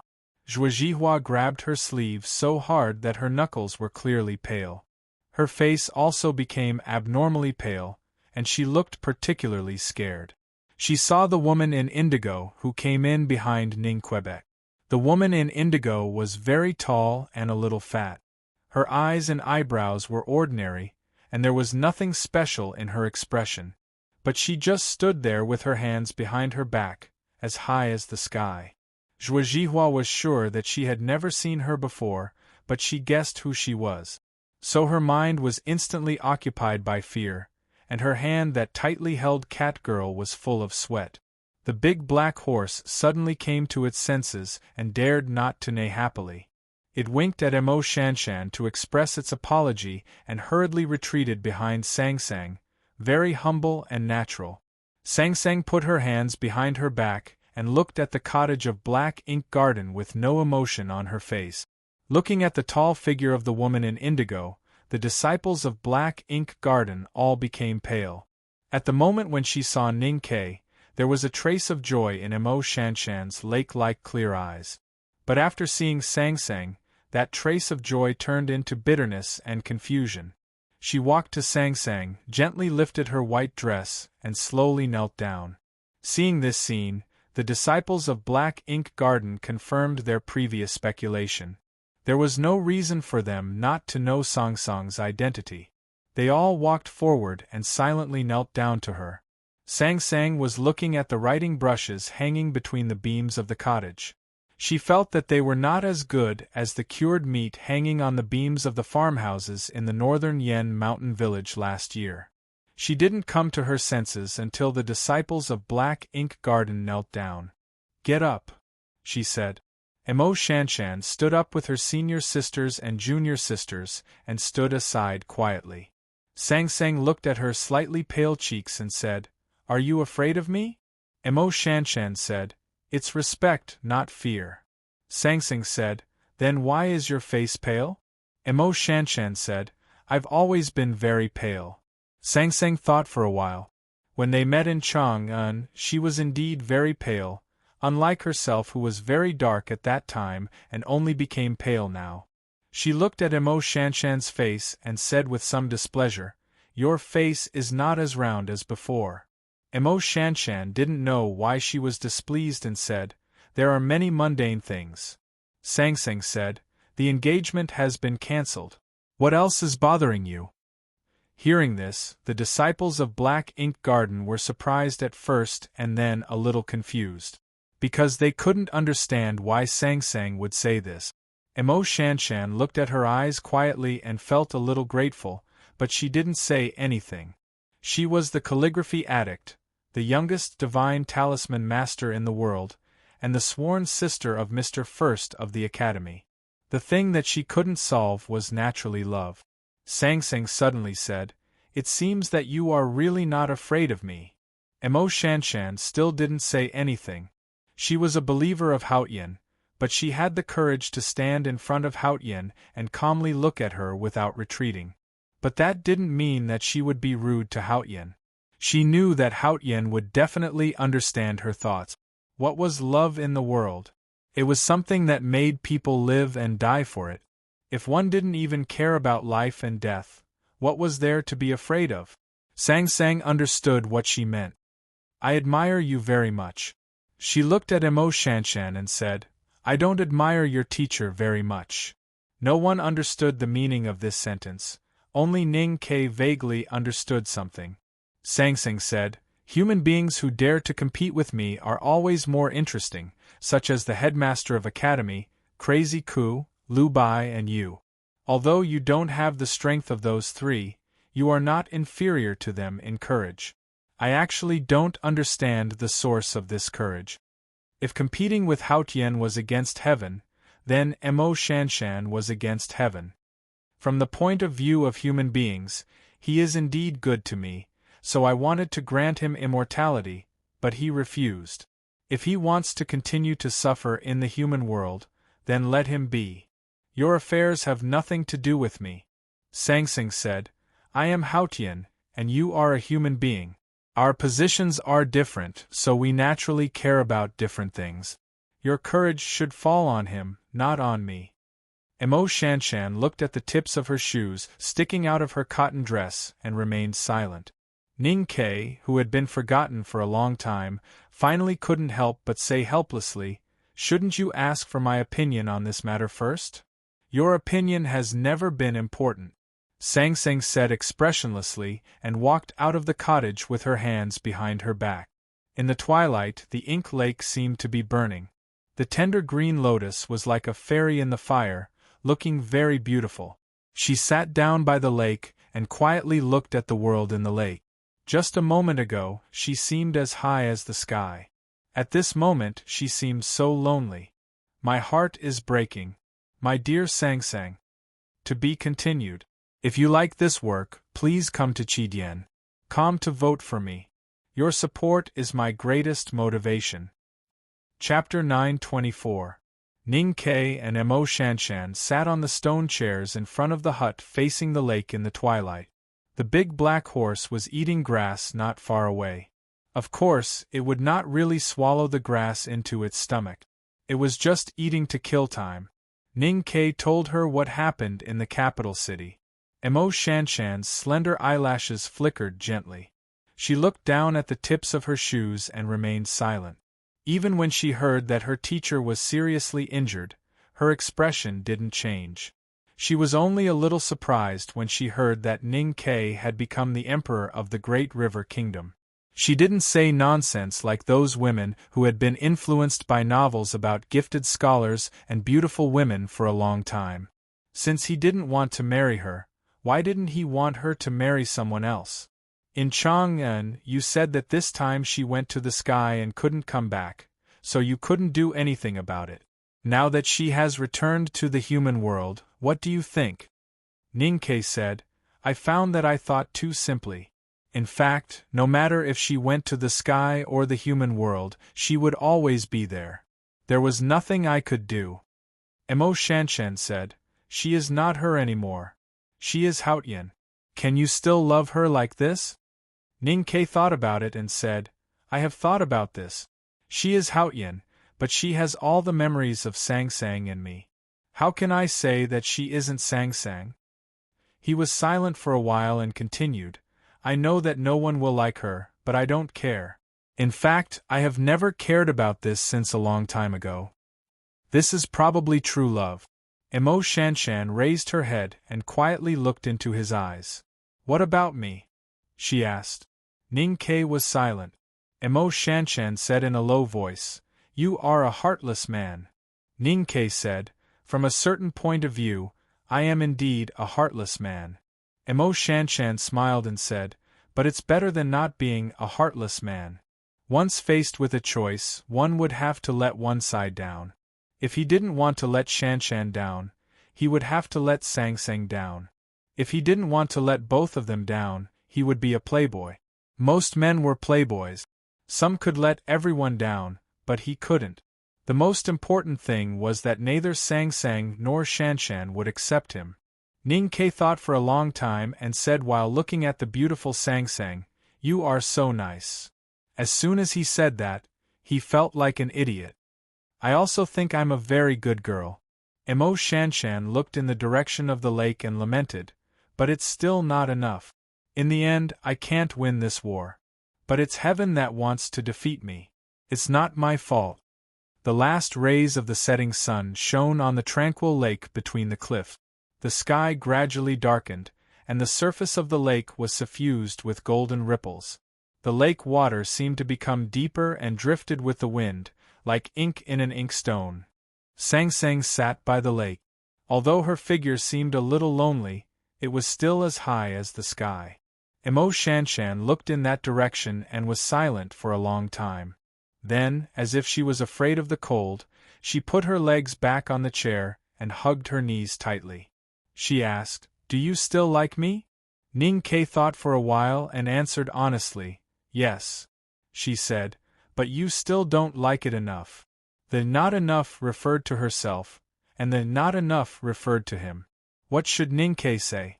She hugged her knees and said sadly, You still like her more. The skirt on her knees was wet from her tears. In the eyes of the world, she was a quiet and gentle woman who didn't care about worldly affairs and was obsessed with food books. She knew how to live, had no vulgar charm, and was sensible and upright. As she said before, she was the best. Who would have thought that she would cry for a man? This was the first time that Ning Ke saw her cry. He was very flustered and didn't know what to do or say. In the end, he said, "Can you be happier if you kill me?" He was not joking at this time. He was telling the truth. Some things were too heavy for him to repay. What should he do? He subconsciously offered the most important thing in his life with both hands, which was life and death. People only have one life. If you give it to me, what about her? Or are you used to giving it to others? Then who are you going to give it to? Why are you so? Mo Shanshan said with tears. Today was the first time that she cried in front of others, and it was also the first time that she wanted to swear. But at the last moment she still held back. Ning Ke had done many things in his life that could not be exposed to the world. He knew that he was cold-blooded and ruthless. In the eyes of the world, he was undoubtedly a scum, but he never cared about it. Until he saw Mo Shanshan's tears, he realized that it was not so easy to be a scum. It was quiet in front of the hut. The twilight gradually faded, and the shadow cast by the tree behind the chair gradually spread until it merged with the night. No one spoke for a long time. "Where will you go next?" she asked in a slightly hoarse voice. Ning Ke said, "I don't know where the end is." Mo Shanshan looked up at him and asked with concern, "Is it hard?" Ning Ke said, "It's bearable." Whether it was for the world or for himself, he had to continue this journey. But since they were traveling together, how could he be the only one who felt tired? Just as he was thinking about this, Mo Shanshan looked at Song Song's back in the night by the lake and said with mixed emotions, "I guess it's hard for her too." Sang Sang had been sitting by the lake. She first looked at the few green lotuses in the lake and calculated that on the morning 28 days later, the green lotuses, which looked so young now, would be as fluffy as a fan and give birth to a very beautiful lotus. Then she looked at the lake and calculated that in 3,744 years, the underground river at the foot of Mogan Mountain would be connected to the belly of the mountain. At that time, the rippling lake would disappear without a trace. Cat Girl walked over timidly and offered a cup of tea with both hands. She looked very nervous and wanted to leave, but Sang Sang asked her to stay and talk with her. Sang Sang liked little girls because she used to be a little girl, but Cat Girl did not know that talking with Haotian was too stressful for her. Gossip should be said casually. If the other party was too nervous, it would be difficult to continue. Sang Sang frowned slightly and felt a little bored, so she waved her hand to let her go. Sang Sang continued to look at the lake, trying to figure out whether the lake would disappear in advance because of the landslide 600 years later. But she found it a little messy, and suddenly thought of Yanming Lake in Chang'an. She looked at the green lotuses in the lake and thought of those lotus flowers in Yanming Lake. It doesn't matter. I just have a deep impression of those lotus flowers because I planted them myself. Sang Sang said quietly, but she knew it was just an excuse. Night fell, and she looked up at the stars. The stars were extremely complicated in the eyes of humans, but in her eyes they were actually very simple numbers, much simpler than things in the human world. She thought it was boring. Human beings always like to make things complicated, because only in this way would they find it interesting and meaningful to live. The stars in the night sky quietly looked at the earth. The position of those stars and the distance between them had not changed for countless years. She suddenly found that compared with the position in the divine kingdom, the stars on the ground always seemed a little monotonous and boring, although they were equally beautiful. "No, silence is the real beauty," she said quietly. "Silence is beauty." This was the idea of Haotian Taoism, because the distribution of the stars in the sky was Haotian. So naturally it could not be changed. At this moment, the cloud in the southwest of the night sky was blown away by the wind, and a round moon appeared. The moonlight shone on the earth and the night itself. The starlight that seemed to be stagnant suddenly became lively, and the whole world became lively. Sang Sang narrowed her eyes, which were like willow leaves, and looked very bright. But her eyes were a little confused. Haotian came to the human world, which sounded like a god coming to the world. In fact, when the rules left the objective field of rules and came to the human world, it was like a baby coming to a new world. Newborn babies relied on their instincts to survive, and only through learning could they grow up.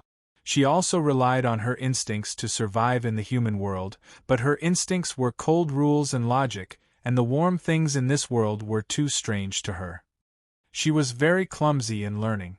She was very lonely, and without Ning Ke, she would be even more lonely. Mo Shanshan looked at Song Song's back by the lake and said lovingly, "She is really pitiful." Ning Ke looked at that place, and after a moment of silence he said, "She definitely doesn't like to hear that from humans. But you are right, she is really pitiful." Mo Shanshan said, "You have to take good care of her." Ning Ke thought of the torture in the West Hill Divine Palace and on the journey, and said with a self-mocking smile, "I am also pitiful." Mo Shanshan said, "Am I not pitiful?" Ning Ke was about to speak when he suddenly felt something wet on his face. Mo Shanshan kissed him gently. He was a little stunned. She was a little shy, not because she wanted to snatch anything, but to express and satisfy her feelings. Ning Ke was a little nervous and glanced at the lake. Mo Shanshan looked at the lake and whispered, "Why does it feel like they are having an affair?" Ning Ke smiled bitterly and was speechless. Mo Shanshan said, "Don't worry." Ning Ke said, "I am not worried about her." Mo Shanshan couldn't help but laugh when she saw his cowardly appearance. Ning Ke said, "I am worried about you." Mo Shanshan smiled and said, "You don't have to worry about me. In fact, I have already figured it out." Ning Ke said, "You can figure it out?" "I can't figure it out no matter how I think about it." Mo Shanshan smiled and said, "I met you more than 10 years later than she did. Haotian also has a way to reverse time, let alone a mortal like me. You should go with her. If she really returns to the Divine Kingdom and never comes back, or if she doesn't want you anymore, you can come to me. Before that, I will live a good life. I will find a good man." Hearing this, Ning Ke subconsciously wanted to say, "Where can you find a good man like me?" But he suddenly realized that if he really said it, he would be too much of a scumbag. Mo Shanshan knew what he wanted to say. She pursed her thin red lips and didn't let herself laugh out loud. She said, "There are not many women as good as me, and there are many men who are better than you."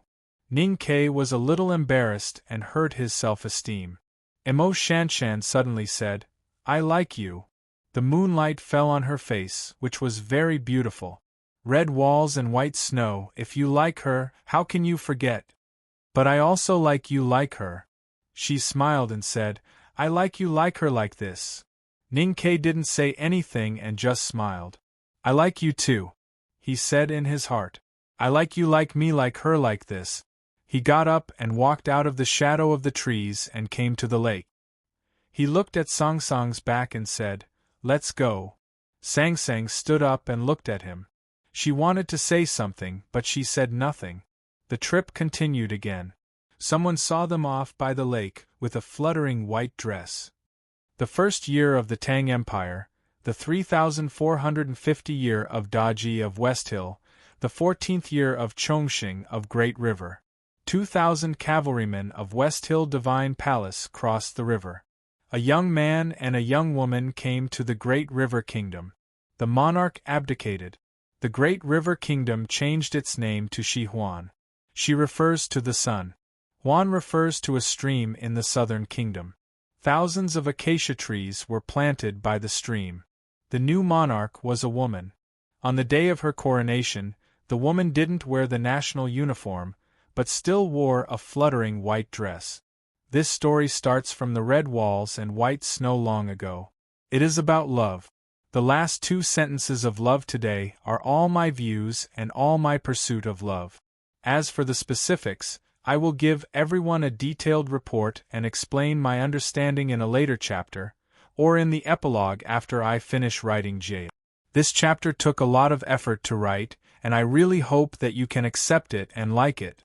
Half of my life is gone, so I only have one chapter today. After finishing, I found that I couldn't find any suitable words to name the chapter, so I had to leave it untitled. Tomorrow I will write 2 chapters. To be continued. If you like this work, please come to Chidien.com to vote for me. Your support is my biggest motivation.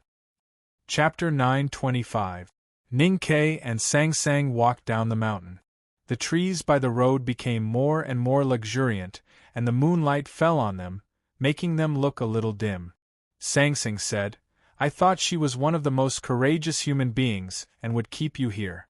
I didn't expect that you would successfully escape from the mountain. Ning-Ke felt that there was something wrong with her words. He said, I know you want me to stay, or you wouldn't have said those words to her in the beginning. Sang-Sang said, I don't have any thoughts. Ning-Ke stopped and threw the reins to the back of the black horse. He looked at her quietly and said after a long silence, I think you are a little afraid of me now.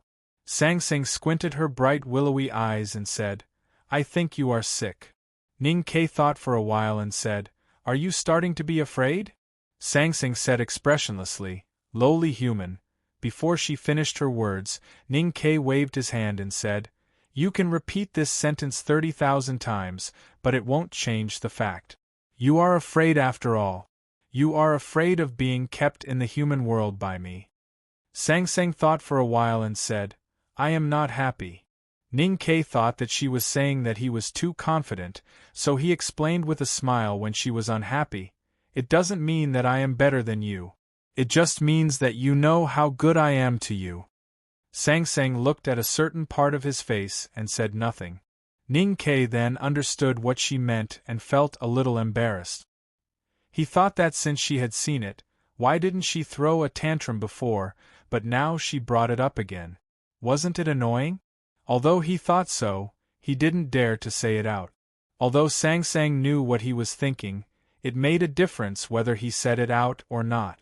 Having a thief in your heart and being a thief were 2 different things. There was a clear stream beside the road. He walked to the stream and squatted down. He washed his face with the stream water, especially the part that was kissed by Shan-Shan. He even washed it very carefully until it was a little red. Ning-Ke walked back to her and pointed at his slightly red cheek. He said, Is it okay now? Sang-Sang frowned slightly and shook her head. Obviously, she was still not satisfied. Ning-Ke said helplessly, If I wash it again, even the skin will be rubbed off. Sang-Sang's willowy eyes suddenly brightened. Ning-Ke's words had provided her with a very good idea. On the mountain path, there was a sudden gust of cold wind that brushed past his cheeks. Ning-Ke cried out in pain and covered his cheek. His eyes were filled with shock and disbelief. His fingers did not bleed, because Sang-Sang's movements were very fast. The moment the wind cut off the flesh on his face, she healed him back to his original state. Ning-Ke touched his face and found no blood or wound. However, he clearly knew what had happened at that moment. The pain and fear were still in his heart. You crazy woman! He couldn't stand it anymore and shouted at Sang-Sang, You vicious woman! I am your man. It's not like you roasted the meat stick. Sang-Sang did not have any intuitive knowledge about pain. She could only analyze the data calmly. She had thought that Ning-Ke should have gotten used to it after being cut into pieces so many times in the Divine Hall of Light and the U prison. She did not expect him to react so violently at this time. She could not help but feel puzzled. She did not understand that this kind of thing was very humiliating to a man.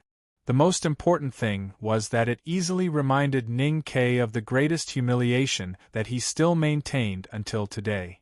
The most important thing was that in the West Hill Divine Palace, they were enemies who shared life and death, but now their relationship had subtly changed. That was why Ning-Ke was so angry.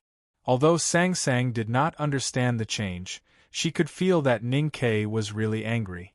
After a moment of silence, she said, I will tell you in advance in the future. She told him in advance before cutting his flesh so that he could be mentally prepared. If others heard this, they would inevitably feel that she was ridiculing Ning Quebec. Ning Ke knew that she was not ridiculing him. For Haotian, it was a rare kindness to tell him before doing something. It even vaguely represented some kind of apology. Haotian would not apologize to humans. Even if she felt that it was inappropriate, she would not say it. Ning Ke comforted himself in this way. He felt very comforted, but then he felt that he was really cheap. Forget it.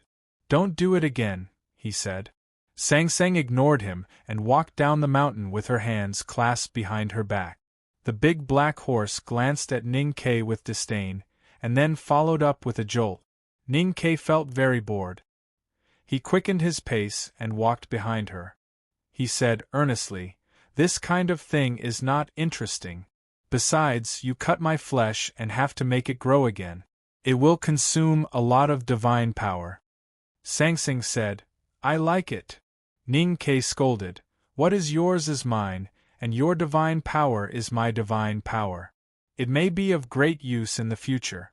How can you waste it like this? What a spendthrift woman." Sang Sang stopped and turned to look at him. She said, "Say that again." When Ning Ke heard this, he suddenly felt that she was very much like those barbarians in Chang, and who would start a fight at the slightest disagreement. So he replied sincerely, "I said, you can do whatever you want." When they returned to the outskirts of Jingdu, the night was half gone and the morning light was shining. They could vaguely see the buildings with black eaves in the city. It was very beautiful. However, the dense torches added a lot of tension to the atmosphere. The monarch was forced to abdicate, and 2,000 cavalrymen of the West Hill Divine Palace crossed the river. Tonight, the great river kingdom was facing unprecedented turbulence. Who could sleep peacefully in Jingdu? Before leaving Mogan Mountain, Ning Ke had already told Mo Shanshan about this matter. He knew that the chaos and turbulence would end tomorrow, but there were still some unanswered questions in his heart. The position of the monarch of the Great River Kingdom has been taken over by Shanshan. You should have known this beforehand. So I don't understand why you wanted me to be the monarch in the palace. What's the point of letting me take over? Some things are meaningless, but they are interesting. For some reason, Sang Sang liked to mention the words meaning and meaning recently. It felt like she was mocking the Academy's principles of life. For example? He asked. Sang Sang said, "Second brother Wu and his woman, who lived next door, had a conversation." Ning Ke shook his head and said, "They quarrel every day. How can I remember everything they said?" Sang Sang said, "The woman said that second brother Wu could not marry a concubine unless he could become the emperor." Ning Ke thought of this matter and was speechless. He looked at her and said, "Just because of this, you want me to be the monarch of the Great River Kingdom, even if it's only for one night?" Sang Sang said, "Monarch for one night, and also once a monarch." Ning Ke was very helpless and said, "Haotian is indeed a busybody." Sang Sang ignored his mockery and said, "You said that I owe a lot of people in the world, so I can't cut them off because they can't be repaid. You mentioned this couple." Ning Ke said, "Are you repaying the debt?" Sang Sang said, "Yes, second brother Wu's debt should be repaid." Ning Ke said, "But won't you feel sorry for Aunt Wu?" Sang Sang thought about it and found it reasonable. She said, "I'll find a way to repay her later." Ning Ke said, "How? You want to give her immortality? Be careful, she will be scared to death when she hears this." "Immortality? I really don't know what you are thinking about." Sang Sang was not angry and said, "What I am thinking, of course a lowly human like you doesn't know." Ning Ke was very angry and said, "See, every time you say you can't win, you say this. Can't you say something new?" Sang Sang said calmly, "You lowly human?" Ning Ke could not do anything to her, so he walked toward the east, looking a little unhappy. Sang Sang walked behind him and asked, "Why are you unhappy?" Ning Ke did not look back and said, "You took the throne of the Great River Kingdom, just to let second brother Wu marry a concubine. You also owe me a lot. Why don't you find a way for me to marry more?" Sang Sang said, "Because I don't want to, so don't even think about it." He and Sang Sang chatted all the way, getting farther and farther away from the capital. As time passed, the morning light gradually became brighter, and the bright red sun finally jumped out of the ground. There were early vendors by the road. They did not know what had happened in the capital city, and the whole great river kingdom was nervously preparing for the war. As usual, they were boiling water and preparing to cook noodles. Sang Sang stopped by the stall and said, "A bowl of noodles." Ning Ke walked back and added, "2 bowls." Then he looked at the rising sun in the east and said with emotion, "It really looks like a salted duck egg yolk." The noodle stall owner was also an interesting person, so he said, "There is no salted duck egg, but there is fried egg." Ning Ke was slightly stunned when he heard fried egg. Sang Sang said, "1 for each bowl." Under the warm morning light and the rising sun, the two squatted under the willow tree by the road and began to eat fried egg noodles. Ning Ke had been hungry for a long time, so he ate very carelessly, like running water. Sang Sang did not make any sound while eating, but her speed was not any slower than Ning Ke's. There was no expression on her face, but Ning Ke knew that she was very happy. Since leaving the West Hill Divine Palace, Sang Sang would occasionally smile, but most of the time she was still emotionless. He had long learned to judge her mood from other aspects, such as the speed at which she ate, the speed at which she ate the noodles, and the way she looked at the cotton candy. Ning Ke finished the noodles in his bowl, but the fried egg was still there. Since he was very young, he had been used to eating noodles first, then fried egg. This was because he had been through too many hard times. He picked up the fried egg in the bowl, but did not put it into his mouth. Instead, he put it into her bowl. Sang Sang glanced at him, did not thank him, and did not say anything, but ate it directly. Since she was very young, she had been used to him giving her the delicious food first. The big black horse stood at the side and lowered its head to chew the flowers in the morning light. It sucked the dew off and spat out the flower dregs. It looked very carefree and had the temperament of an immortal. In fact, it was in a bad mood because it had no noodles to eat, and it had not eaten the yellow fruit for a few days. What annoyed it most was that Ning Ke and Sang Sang seemed to have forgotten its existence. It thought bitterly, "You can show off your love, but you will be annoyed one day." There was a saying that a prophecy could become a prophecy, which described the big black horse's jinx. After leaving the capital city, they walked along the official road for more than half a day. Suddenly, smoke and dust filled the sky in the distance, and the earth began to shake uneasily. Countless cavalrymen in black armor broke through the smoke with an imposing manner. 2,000 cavalrymen of the Divine Halls from the distant West Hill crossed the river to the south, broke through the Guanbei Commandery, and finally arrived. Looking at these dusty cavalrymen of the Divine Halls, Ning Ke frowned slightly and felt a little annoyed.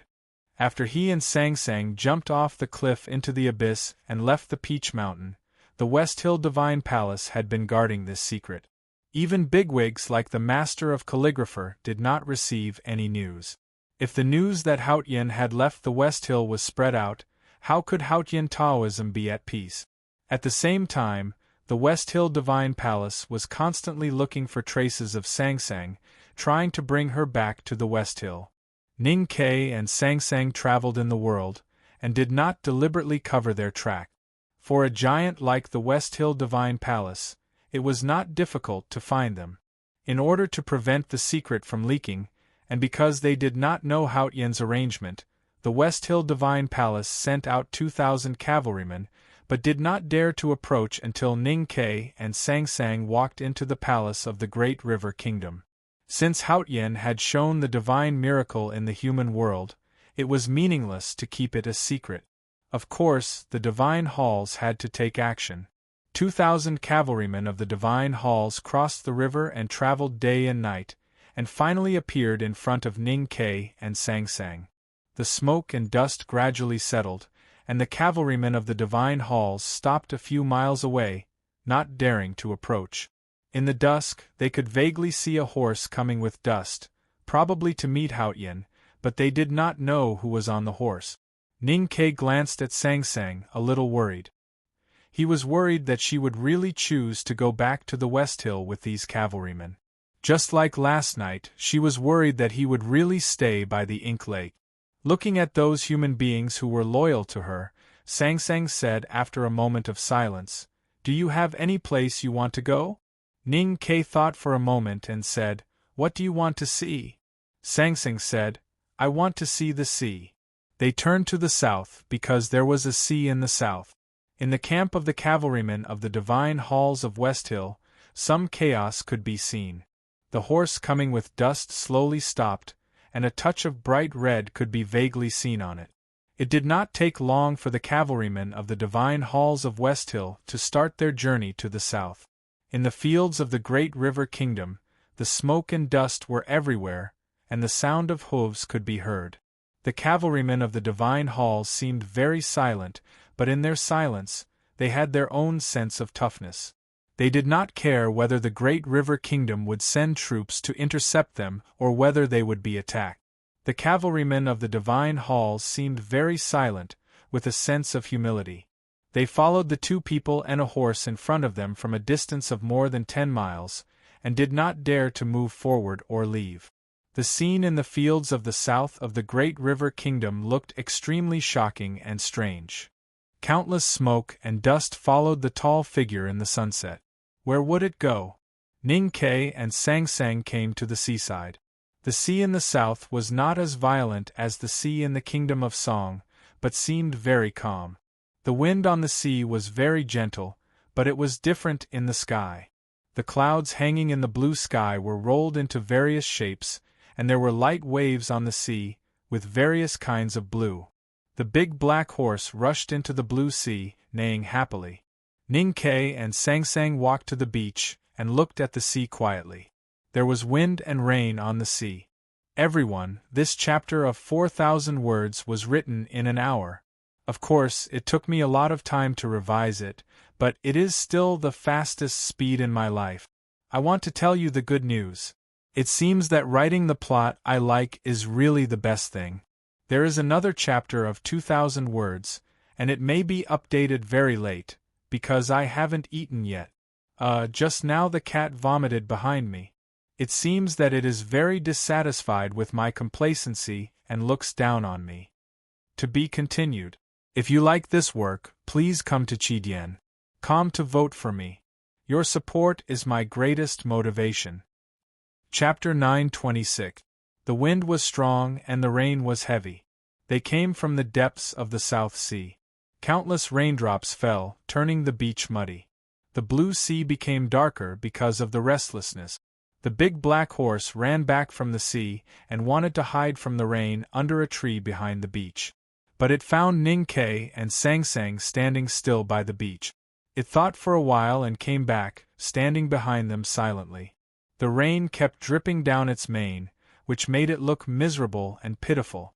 Sang Sang looked in front of her quietly. Neither the sea rain nor the wind could leave any trace in her eyes. The violent nature seemed to have no rules, but in fact there were rules everywhere. There were rules in the sea, in the wind, and in the sea. She stood between the sky and the sea, but there were rules everywhere. She did not know where the destination of this journey was. Ning Ke brought her to the human world to let her experience and deepen the bond between her and the human world. She chose to leave the Peach Mountain with him, not only to prove that Heaven's way could not be violated, but also to find a way to leave the human world. She chose to come to the great river to experience the deepest love that kept her in the human world. But it was not enough. It was not enough for Ning Ke to keep her, and it was not enough for her to find a way to leave the human world. She was a little emotional, so there was a storm by the beach. She unconsciously showed her Heaven's way to Ning Ke, but he chose not to see it. The beach was washed by the storm, and there were many small mudslides. The remains of some sea creatures buried under the sand, and the glass beads buried by the urchins, were all exposed. Ning Ke squatted down and picked up a beautiful shell from the sand. Then the storm stopped. "I think I am the sea," She wanted to see the sea, so she came to the beach and said, "The sea has no shape. The waves will be how the wind blows." This was the first time she talked about herself to Ning Quebec. She talked about herself as Haotian. Ning Ke understood what she meant, and his mood became a little complicated. For Haotian Taoism believers, Haotian was the only indescribable and inexplicable dominator, the only true God that ruled the world. But he knew it was wrong. In the restaurant in the Kingdom of Song, the headmaster pointed to the sky with chopsticks and said that Haotian was the collection of objective rules, and its life was the inertia of the rules. So when did the objective rules of the world start to have life? If Hao Tian was an objective will, then who had awakened it in the beginning? This was undoubtedly the most difficult question in the world to answer. Even the most knowledgeable theology instructor of the West Hill Divine Palace could not and dared not answer it. The Academy had analyzed this, but there was no conclusion. With Ning Ke's current state, it was impossible for him to get the real answer. But she was his natal, so he knew. The awakening of objective will came from human belief. Countless reincarnations ago, humans were no longer ignorant and began to explore this world. They understood and grasped many of the rules of this world. Some people were fearless because of this, while others were filled with reverence. Taoism represented humanity and chose to let her protect this world. With the start of faith, humanity's collective consciousness became so strong that it was strong enough to wake her up. She woke up and had her own life. Just as the humans had prayed, she turned into a tranquil sea and silently protected the world. Humans were afraid of the world at the bottom of the sea and on the other side of the sea, so they chose you to protect them. Ning Ke threw the shell in his hand into the sea and looked into the depths of the sea. He said, when human curiosity or the desire for freedom exceeded their fear, they wanted to build ships and even swim with their bare hands. They wanted to swim across this sea and see what was at the bottom of the sea and on the other side. Sang Sang was silent. Her existence was not her own choice, but the choice of humans. If she wanted to change this world and break the shackles of rules, what would happen to her? Ning Ke turned around and looked at her quietly. Then he held her in his arms. Sang Sang was expressionless and let him hold her. Ning Ke said, "I suddenly have a place I want to show you." She asked, "Where?" Ning Ke said, "You have been there. After seeing the sea, let's go to the mountain, the Hua Mountain." The two people and a horse left the seaside and walked eastward along the sea. The cavalrymen of the West Hill Divine Palace gathered in the fields about 10 miles away from the South Sea. After a while, the cavalrymen started their journey again. They were covered with dust and walked slowly. The Hua Mountain was not far from the sea, and it was very early in spring. When Ning Ke and Sang Sang arrived at the small town in front of the Hua Mountain, there were many new leaves on the branches beside the road. Although they were not as flowering as the great river in the South Sea, the green and tender leaves were pleasing. A few years ago, the Lank Temple suffered a disaster and half of the temple was destroyed. Although it had been renovated, the project was too big and it could not be restored in a short time. The Yulan Hungry Ghost Festival had not been held for a long time. The town, which used to prosper because of tourists, was now deserted. It was not appropriate to say that it was deserted, because the dull knocking sounds could be heard everywhere in the town. Both adults and children were knocking stones and handing them to the craftsmen to carve into Buddha statues. I heard from eldest brother and Guan Hai that the people in the town now make Buddha statues for a living. After the Buddha statue on the mountain collapsed, there were stones all over the mountain and valley, so we don't have to worry about raw materials, Ning Ke said to Sang Sang, and then led the big black horse to the front yard of the Lank Temple. The front yard of the old temple, where countless stories had happened, was especially quiet now. The reception monk in front of the temple was shocked when he heard Ning Ke's identity and hurriedly rang the welcoming bell. It was raining when they entered the Lank Temple. The rain in early spring was often called the happy rain. Ning Ke actually did not like this kind of cold and unpleasant rain, but he could not help but laugh when he saw the rain flowing on Monk Guan Hai's bald head. Monk Guan Hai felt a little helpless. He put his palms together and said, "Senior brother has just escaped from a great disaster, but he is still so naughty." During the Right to Light, he had witnessed Ning Ke frightening everyone at the front yard of the Peach Mountain. Then he entered the Divine Hall of Light and never came out again. At this time, he naturally thought that Ning Ke had escaped from the Peach Mountain. Ning Ke said with a smile, "It's natural to escape from a disaster." Monk Guan Hai smiled and shook his head.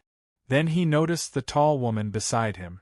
She was standing in front of him in the cold spring rain, but he did not see her. Monk Guan Hai's expression froze. He did not know who she was. "Sang Sang," Ning Ke said, "you have seen her before, my wife." Monk Guan Hai's face became extremely pale. He had seen Sang Sang before, but he had not seen her now. Although the West Hill Divine Palace had kept it a secret and he did not know that Sang Sang had left the Peach Mountain with Ning Ke, he knew that Sang Sang was Haotian. Did this mean that he had seen Haotian? Ning Ke said, "Calm down. I don't want to see you scared to death." It took a long time for Monk Guan Hai to digest the shock in his heart. Fortunately, he was a senior monk of the Buddhism sect and not a believer of Haotian. Otherwise, he might have been scared to death. Sang Sang looked at the old temple in the rain and was lost in thought. Only then did she come to her senses. She looked at Ning Ke and said, "What did you say I was to you?" Ning Ke opened the big black umbrella to shelter her from the rain and said, "You will be scared to death if I say it, so I won't say it." 2 chapters completed. I feel refreshed. To be continued. If you like this work, please come to Chidian.com to vote for me. Your support is my greatest motivation. Chapter 927. The air in the old temple was very fresh in the spring rain. The huge cliff stones that had crushed the back temple into ruins gave off a sense of dilapidation, and the drizzle also became dreary. Because of Sang Sang's identity, Monk Guan Hai did not dare to let the other monks accompany him. He walked in the rain with Ning Ke and Sang Sang. When they reached the Tianyin Hall, a monk hurried to report. "The cavalry of the West Hill Divine Palace has arrived at the foot of the mountain." The monk's face was a little pale. He did not know what had happened. Why did the cavalry of the West Hill Divine Palace suddenly appear in front of the Lank Temple? What did Haotian Taoism want? Monk Guan Hai guessed that the cavalry of the West Hill Divine Palace was related to Ning Ke and Sang Sang, but he had misunderstood the cause and effect. His expression became a little solemn and nervous. Ning Ke said, "Don't worry, they won't enter the temple." Although he said so, Monk Guan Hai could not really rest assured. The Lank Temple was surrounded by the cavalry, which was a sign that the temple would be destroyed and the monks would die. The other side would definitely want them to hand over Sang Sang. "They are not here to catch a fugitive." Ning Ke was a little embarrassed and said, "Just think of these cavalry as her bodyguards." Monk Guan Hai came to his senses and thought, "I see." Seeing that he was still a little uneasy, Ning Ke let him go to the front temple to deal with the affairs. Monk Guan Hai said, "The distinguished guest has come from afar. As the abbot of the temple, of course I have to accompany her." Ning Ke said, "A husband and wife stroll in the rain while a big bald head stands by the side. What is this?" Monk Guan Hai said, "The back temple is broken and it is not easy to walk." Ning Ke said, "You are joking again." Monk Guan Hai laughed and thought that his words were indeed unreasonable. There was no difficulty in the world that could stop Ning Ke, not to mention that Haotian was by his side. The big black umbrella was like a black lotus, blooming in the drizzle. The big black horse did not have an umbrella and was a little embarrassed by the rain, so it was naturally angry. Ning Ke did not care about its feelings. He held the umbrella and walked around the temple casually with Sang Sang. That autumn, they had lived here for a long time and were very familiar with everything in the old temple. Even though the misty rain obscured their eyes, they would not go the wrong way. Ning Ke first went to the pagoda forest and stood quietly in front of the moss-covered tomb for a while. He said, "Long time no see," to the dancer in the tomb who had completely changed the situation of the cultivation world. Next, he passed through the roofed corridor and came to the meditation room where he used to live. Then he went to the side hall and pondered over the stone statues of the venerable ones. Finally, he walked toward the ruined halls in the back of the temple. The main hall of the back temple of the Lank Temple had completely collapsed. Moss had already grown on the cliff rock. Broken Buddha statues could occasionally be seen among the rocks, giving off a sense of vicissitude. Standing in front of the dilapidated old temple and looking at the boulders all over the mountain, Ning Ke was silent. After entering the Lank Temple, Sang Sang had not spoken a single word, whether it was in front of the tomb, in front of the hall, or in front of the mausoleum-like hall. The Lank Temple had changed the fates of Ku Haoran and Lianxing, as well as Ning Ke and Sang Sang. In the autumn of a few years ago, he had brought Sang Sang here to cure her illness and learn Buddhism. Sang Sang's identity was exposed and she became the daughter of Yama, who the world wanted to kill. They had escaped from here through the Buddha's chessboard to the Xiankong Temple, to the Yueluan Temple, and then to the Eastern Wilderness. They had met the headmaster of the academy and gone out to sea on a boat. Now they were back here again. Too many things had happened in these years. Ning Ke looked at the ruined hall and recalled what they had done here. His emotions became very complicated. The thousands of miles of escape and the life and death together were all fake. It was just a trap set by Haotian. This trap deceived him, the headmaster of the academy, and even she herself did not know it. Standing in front of the hall in the rain, Ning Ke thought of the conversation with Master Qishan. He subconsciously looked at Sang Sang beside him and thought, "Heaven's will is indeed unpredictable." They left the back hall through the gap in the giant stone. They walked past the broken temple wall of the Lank Temple and came to the depths of the Hua Mountain.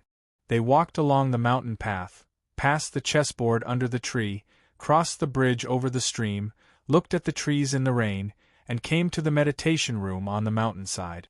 The furnishings in the small courtyard were still simple and clean.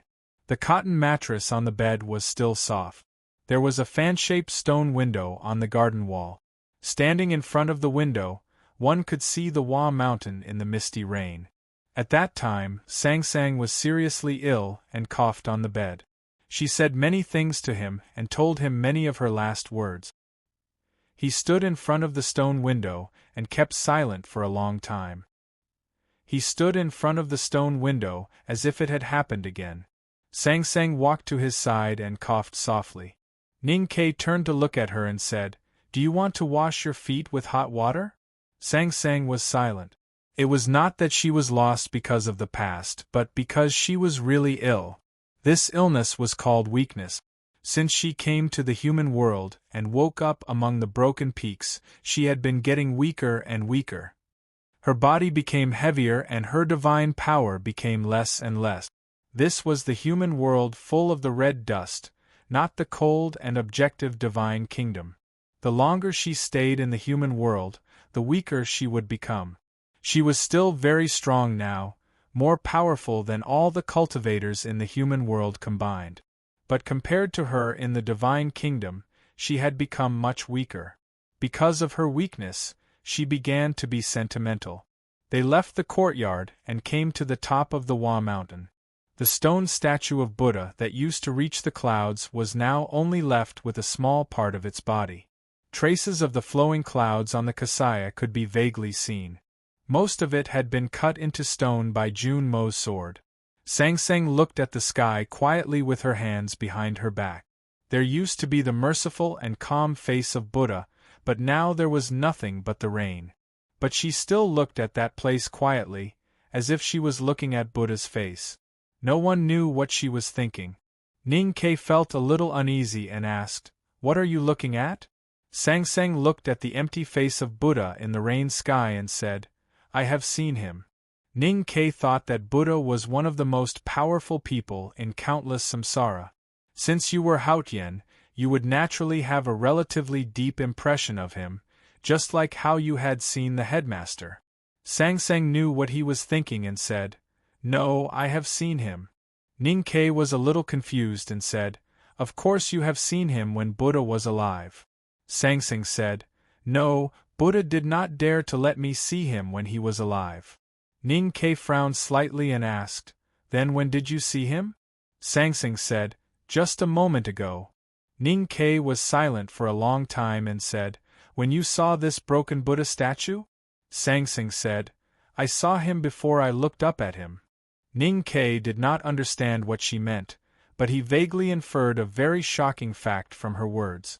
"You mean, Buddha did not really reach nirvana? He is still alive?" Sangsang said, "He is dead, but he is still alive." Ning Ke felt that what she said was too profound. Sangsang looked back at him and said, "Or, he is alive and dead at the same time." Ning Ke looked at the broken stone statue of Buddha and at the place where there was nothing in the rain sky. The big black umbrella tilted backward because of his movement. The rain fell on his face, which was a little wet and cold. He seemed to see Buddha smiling in the rain, and his compassionate face was full of tears. He said, "I still don't understand." Sangsang walked behind the lotus seat of the Buddha statue and said, "It is the cat you mentioned." Ning Ke recalled that many years ago in Min Mountain, there was a night when he was too bored and she refused to sleep, so he told her a terrible story. The protagonist of the story was a cat with the surname Shui. For him, the living and dead cat was just a little puzzling, but for a 3-year-old girl, it was natural that she felt it was very scary. Ning Ke looked at the non-existent Buddha statue in the rain sky and suddenly felt scared. The spring rain unexpectedly became heavier, and the mountain road became wet and slippery. Ning Ke took Sangsang into the cave at the back of the mountain to take a rest. The rain came at the right time. Ning Ke put away the big black umbrella and sat on the futon beside the stone table. He looked at the mountain vines above his head, which were hit by the rain, and said, "I planned to take you here to see." The cave was the residence of Master Qishan. He and Sangsang had once played a game of chess here. They used the chessboard of Buddha and put down a black chess piece. There were countless tribulations in the game. "Why did you bring me to the Lank Temple?" Sangsang asked. Ning Ke said, "I wanted to take you to see the old temple and solve some problems." Sangsang sat in front of the table and said, "Continue." Ning Ke said, "You were emotional by the South Sea, which made me very nervous. I can't imagine how you would deal with the situation if you were disappointed and angry with the whole human race." Sangsang said, "When human beings need me, they worship me like a god. When they don't need me, they abandon me like grass. If you were in my position, how would you react?" "I don't know. After all, I am not Haotian. I have not experienced the countless years of incense in the human world. Naturally, I can't understand the anger of being betrayed." Ning Ke said, "What I want to tell you is that human beings are not as cold and heartless as you think. You still have countless devout believers in the world." Sangsang said, "That's because believing in me is good for those human beings." Ning Ke said, "Not all human beings only think from the perspective of interest. We are also affected by many other things. We are not born evil. We always have a kind heart to ourselves and the world we live in. I brought you to the Lank Temple because I want you to see that kindness." Sangsang said, "What kind of kindness do you want me to see?" Ning Ke said, "Master Qishan is the simplest and cleanest kindness of human beings." Master Qishan was the most respected Vedanta of the Buddhism sect. He used his lifetime cultivation to exchange for the safety of the people in the torrential flood. He once took Lotus in and also wanted to cure Sangsang. In terms of morality, the master was the most impeccable person. For Ning Ke and Sangsang back then, he was a kind teacher, whether it was in Buddhism or other aspects. Sangsang agreed with Ning Ke's view, but she did not agree with him. Qishan is good, but the starting point of his kindness is still the interests of human beings. Whether it is taking Lotus in or using the Buddha's chessboard to help the daughter of Yama escape from the world, it is all the same. Ning-Ke said, "Isn't this a great kindness?" Sang-Sang looked at the peak quietly and said, "Buddha wants to deliver all living beings from suffering. All Buddhist disciples are diligent in their cultivation. But I am not among all living beings. How can Buddhism save me?" This is a good story. Again, although I may not have written it very well, in my heart, Jiang Yi should be over 80 now. The next chapter will be later, around midnight. To be continued. If you like this work, please come to Qidien.com to vote for me. Your support is my greatest motivation. Chapter 928. It was also raining in the capital of the kingdom of Qi. The chilly rain drenched the ginkgo trees by the street and the clothes of the passers-by. The ginkgo trees were still a long way from their most beautiful moment. There were not many tourists in the capital, so the streets in the rain were naturally a little lonely. Occasionally, coolies could be seen pulling carts in the rain. Their faces were full of wrinkles and numbness. It was hard to find the vitality of the Tangs. After the murder a few years ago, the lineage of the Dragon Tiger Mountain was lost. The investigation was naturally stopped when Long Qing returned to Haotian Taoism. The West Hill Divine Palace was increasingly respected in the kingdom of Qi. Taoist temples were built everywhere, and the people's faith in Haotian grew. However, it was obvious that the people's lives were getting worse. The Taoist temple of the West Hill Divine Palace was located in the north of the capital. The surface of the temple was painted with white powder and inlaid with countless gems. The eaves and rain paths were painted with gold powder. It looked extremely luxurious and solemn. However, the spring rain today was really heavy. The gems were extremely bright, but the temple itself looked a little cold. The deacons of the temple were unwilling to stand guard outside the temple in the rain. They had already hidden behind the door, and were enjoying good wine and food under the cover of the rain so that they would not be seen by the believers. At this moment, the clear sound of hooves could be heard in the rain. A deacon opened the peephole on the door and looked out. He saw a handsome black horse breaking through the rain, dragging a very ordinary carriage behind it. The carriage stopped outside the temple. In the carriage, Ning-Ke looked at Sang-Sang and said, "It's easy to catch a cold in the rain. Let's rest here. We left some medicine here last time. I don't know if it will work." No matter how cold the rain was, how could Haotian catch a cold? His words seemed a little absurd. But in fact, Sang-Sang's face was a little pale, and she looked a little tired. Sang-Sang had caught a cold after strolling in the Lank Temple in the rain. It was hard to understand. Ning-Ke sensed her body and found nothing wrong. The divine power in her body did not decrease, but she had caught a cold. Only humans would catch a cold and die of illness.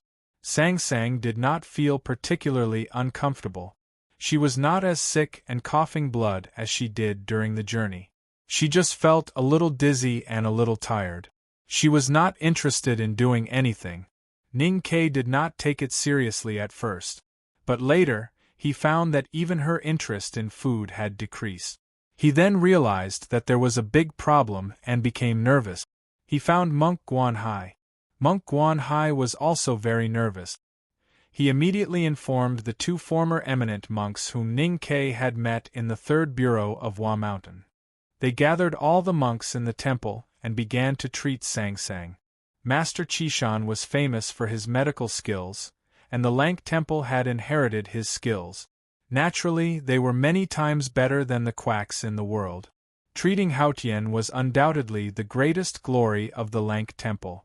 Monk Guanhai was helpless. He had no choice but to follow Sang-Sang's intuition. He guessed that she had probably caught a cold because the spring rain had soaked her green shirt. Ning-Ke found it unbelievable that Haotian would catch a cold, but he had no other choice but to decoct the medicine according to the prescription of the monks in the temple, hoping that Sang-Sang would recover after one night. After leaving the Lank Temple, Sang-Sang's health did not improve and she felt tired. After Ning-Ke bought a carriage, she felt sleepy sitting in it every day. In fact, apart from being in low spirits, Sang Sang didn't have many other symptoms, and she didn't seem to be in any pain. If others saw her, they would probably think that she was sleepy. However, Ning Ke was very nervous because he knew that she would not feel sleepy in spring, let alone catch a cold. Her tiredness reminded him of that autumn when he brought her to the Lank Temple for treatment. This made him very uneasy. Passing through the capital of the kingdom of Qi, Sang Sang became more and more tired. He remembered that he had left some rare herbs in the Taoist temple here, so he decided to rest here for a night.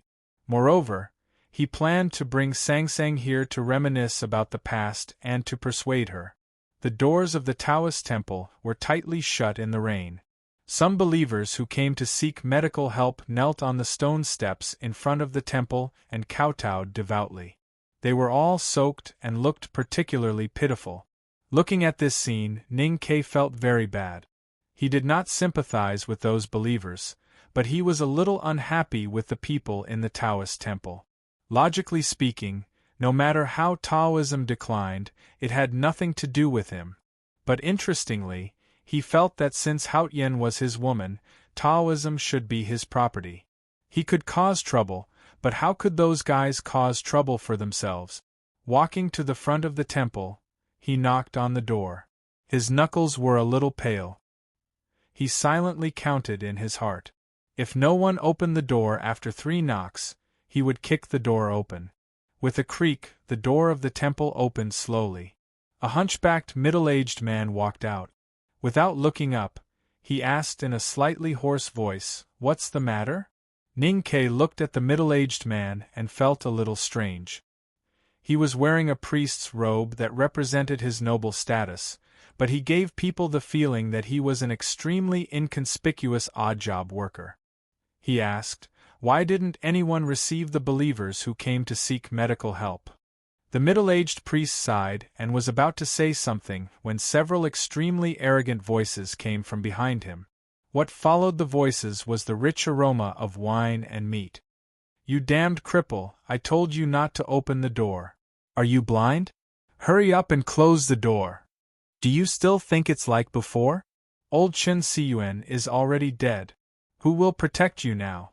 Looking down, Ning Ke found that the middle-aged priest's legs were a little inconvenient. He knew who the old Chen Siyuan in the Taoist temple was. Chen Siyuan was a very senior red-robed priest in the Divine Hall of Light. He was pushed out of the Peach Mountain and was in charge of the Taoist temple in the kingdom of Qi. That autumn, Ning Ke and Sang Sang had met him in this temple. Then, in another autumn, Ning Ke and Sang Sang were trapped in Chaoyang City of the Yueluan Kingdom and chased by the whole world. 3 red-robed priests self-destructed with the divine skill of light to help them escape. On the field outside Chaoyang City, a burning carriage appeared. That was the scene of the last old red-robed priest self-destructing with the divine skill. That person was Chen Siyuan. Ning Ke also remembered who this middle-aged priest was. He said, "Lift up your head." The middle-aged priest raised his head and looked at Ning Ke's face. He felt that Ning Ke looked a little familiar. His eyes were a little confused, and then suddenly brightened because he recognized who Ning Ke was, and also because tears began to flow out of his eyes. "I went out to eat and drink with friends. I am a little tipsy." This chapter is 2,000 words long. To be continued. If you like this work, please come to Chidian.com to vote for me. Your support is my greatest motivation. Chapter 929. 2 years ago, in Chaoyang City, Chen Siyuan and the other 2 priests in red exploded themselves to help Ning Ke and Sang Sang escape. During their escape, the priests of the Divine Hall of Light had been secretly helping them. At that time, Sang Sang was the daughter of Yama. It was hard for outsiders to understand what they did. For Haotian Taoism, it was an unbearable betrayal. The West Hill Divine Palace was enraged, especially the hierarch and other bigwigs. They were enraged, so a bloody purge began quietly within Haotian Taoism. In just a few months, countless people had died. What was even more terrifying was that the outside world did not know about it at all. After Chen Xiuan's death, the Taoist temple of the kingdom of Qi fell into the hands of a red-robed divine priest who was favored by the hierarch. The subordinates who were loyal to the old divine priest were severely tortured. As a trusted follower of Chen Xiuan, the middle-aged divine priest was not spared. He offered a large sum of property that he had accumulated for decades to the new red-robed divine priest, and luckily survived. However, he could only do some chores in the Taoist temple. Although he was still a divine priest, he could no longer have the status he had before. He was even lower than an ordinary deacon. Even the guards at the door dared to scold him like a dog. The middle-aged priest thought that this was the end of his life. However, he would rather endure endless humiliation than leave the Taoism temple, because he wanted to continue looking after it for Chen Xiuan. He wanted to wait for the revival of the Divine Hall of Light. Most importantly, he was waiting for the young couple who had come to ask for medicine. Those who believed in Haotian would be rewarded. This was the clear meaning of the West Hill Divine Palace's scripture. The middle-aged priest finally received his reward. The spring rain was cold, and the ground in front of the Taoism temple was wet. Ning Ke listened quietly to the middle-aged priest's narration of the past 2 years and asked, "Where are the others in the Divine Hall of Light?" Through the middle-aged divine priest's answer, Ning Ke knew that in that bloody purge, the Divine Hall of Light, which had been weak for more than 10 years, had suffered a devastating disaster. Those old guys that the Divine Hall of Light had sent to various countries were basically all dead, and it was difficult for them to continue their legacy. The middle-aged priest cried bitterly as he spoke. Ning Ke did not speak. At this moment, Song Song's cold voice came from the carriage behind him. "Get in." Last spring, the Divine Hall of Light on Peach Mountain had changed. Many people in Taoism had vaguely guessed the truth, especially the middle-aged divine priest, who was a member of the Divine Hall of Light. He had endured the pressure of the new red-robed priest and the ridicule of the deacons for another year precisely because he had hope. He knew the relationship between Ning Ke and Haotian. When he heard the voice in the carriage, his face suddenly turned extremely pale. His body trembled violently as if he would faint the next moment. But at this moment, how could he fall unconscious? The middle-aged priest bit the tip of his tongue and forced himself to wake up with the pain. Then, he pushed the gate of the temple open with all his might. The main door of the Taoist hall was thick and heavy. He seemed to have used all his strength. His teeth were chattering and his joints were cracking. His expression seemed to be crying and laughing at the same time. At this time, the red-robed priest was in charge of the affairs of Taoism in the kingdom of Qi. The deacons and guards in charge of the safety of the gate were naturally his trusted followers. They were drinking and merrymaking behind the gate. Previously, when the middle-aged priest opened the gate a little, those people were extremely annoyed. Now, seeing that he not only did not listen to them but also pushed the gate open completely, they could not help but become even more furious. When the gate was opened, the wind and rain outside fell in. The cold wind blew the dust under the bronze stove everywhere, and the rain diluted the meat soup in the copper pot. How could they not be angry? "Are you King crazy? Can't you see that we are boiling meat? If you don't close the gate, I will slap you." Curses kept ringing around the table. If it was any other time, the middle-aged priest would have admitted his mistake and hurried to remedy the situation after being scolded by the trusted followers of the red-robed priest. But today, he did not react at all. He held the reins and led the carriage into the Taoist hall. He looked humble, but those people were not in his eyes. Looking at this scene, those deacons and guards were a little surprised. Some of them were so angry that they laughed. Another deacon knocked on the edge of the pot with his chopsticks and simply cursed. Looking at these deacons and guards, Ning Ke could not help but shake his head when he thought of those worshippers outside the Taoist hall in the rain.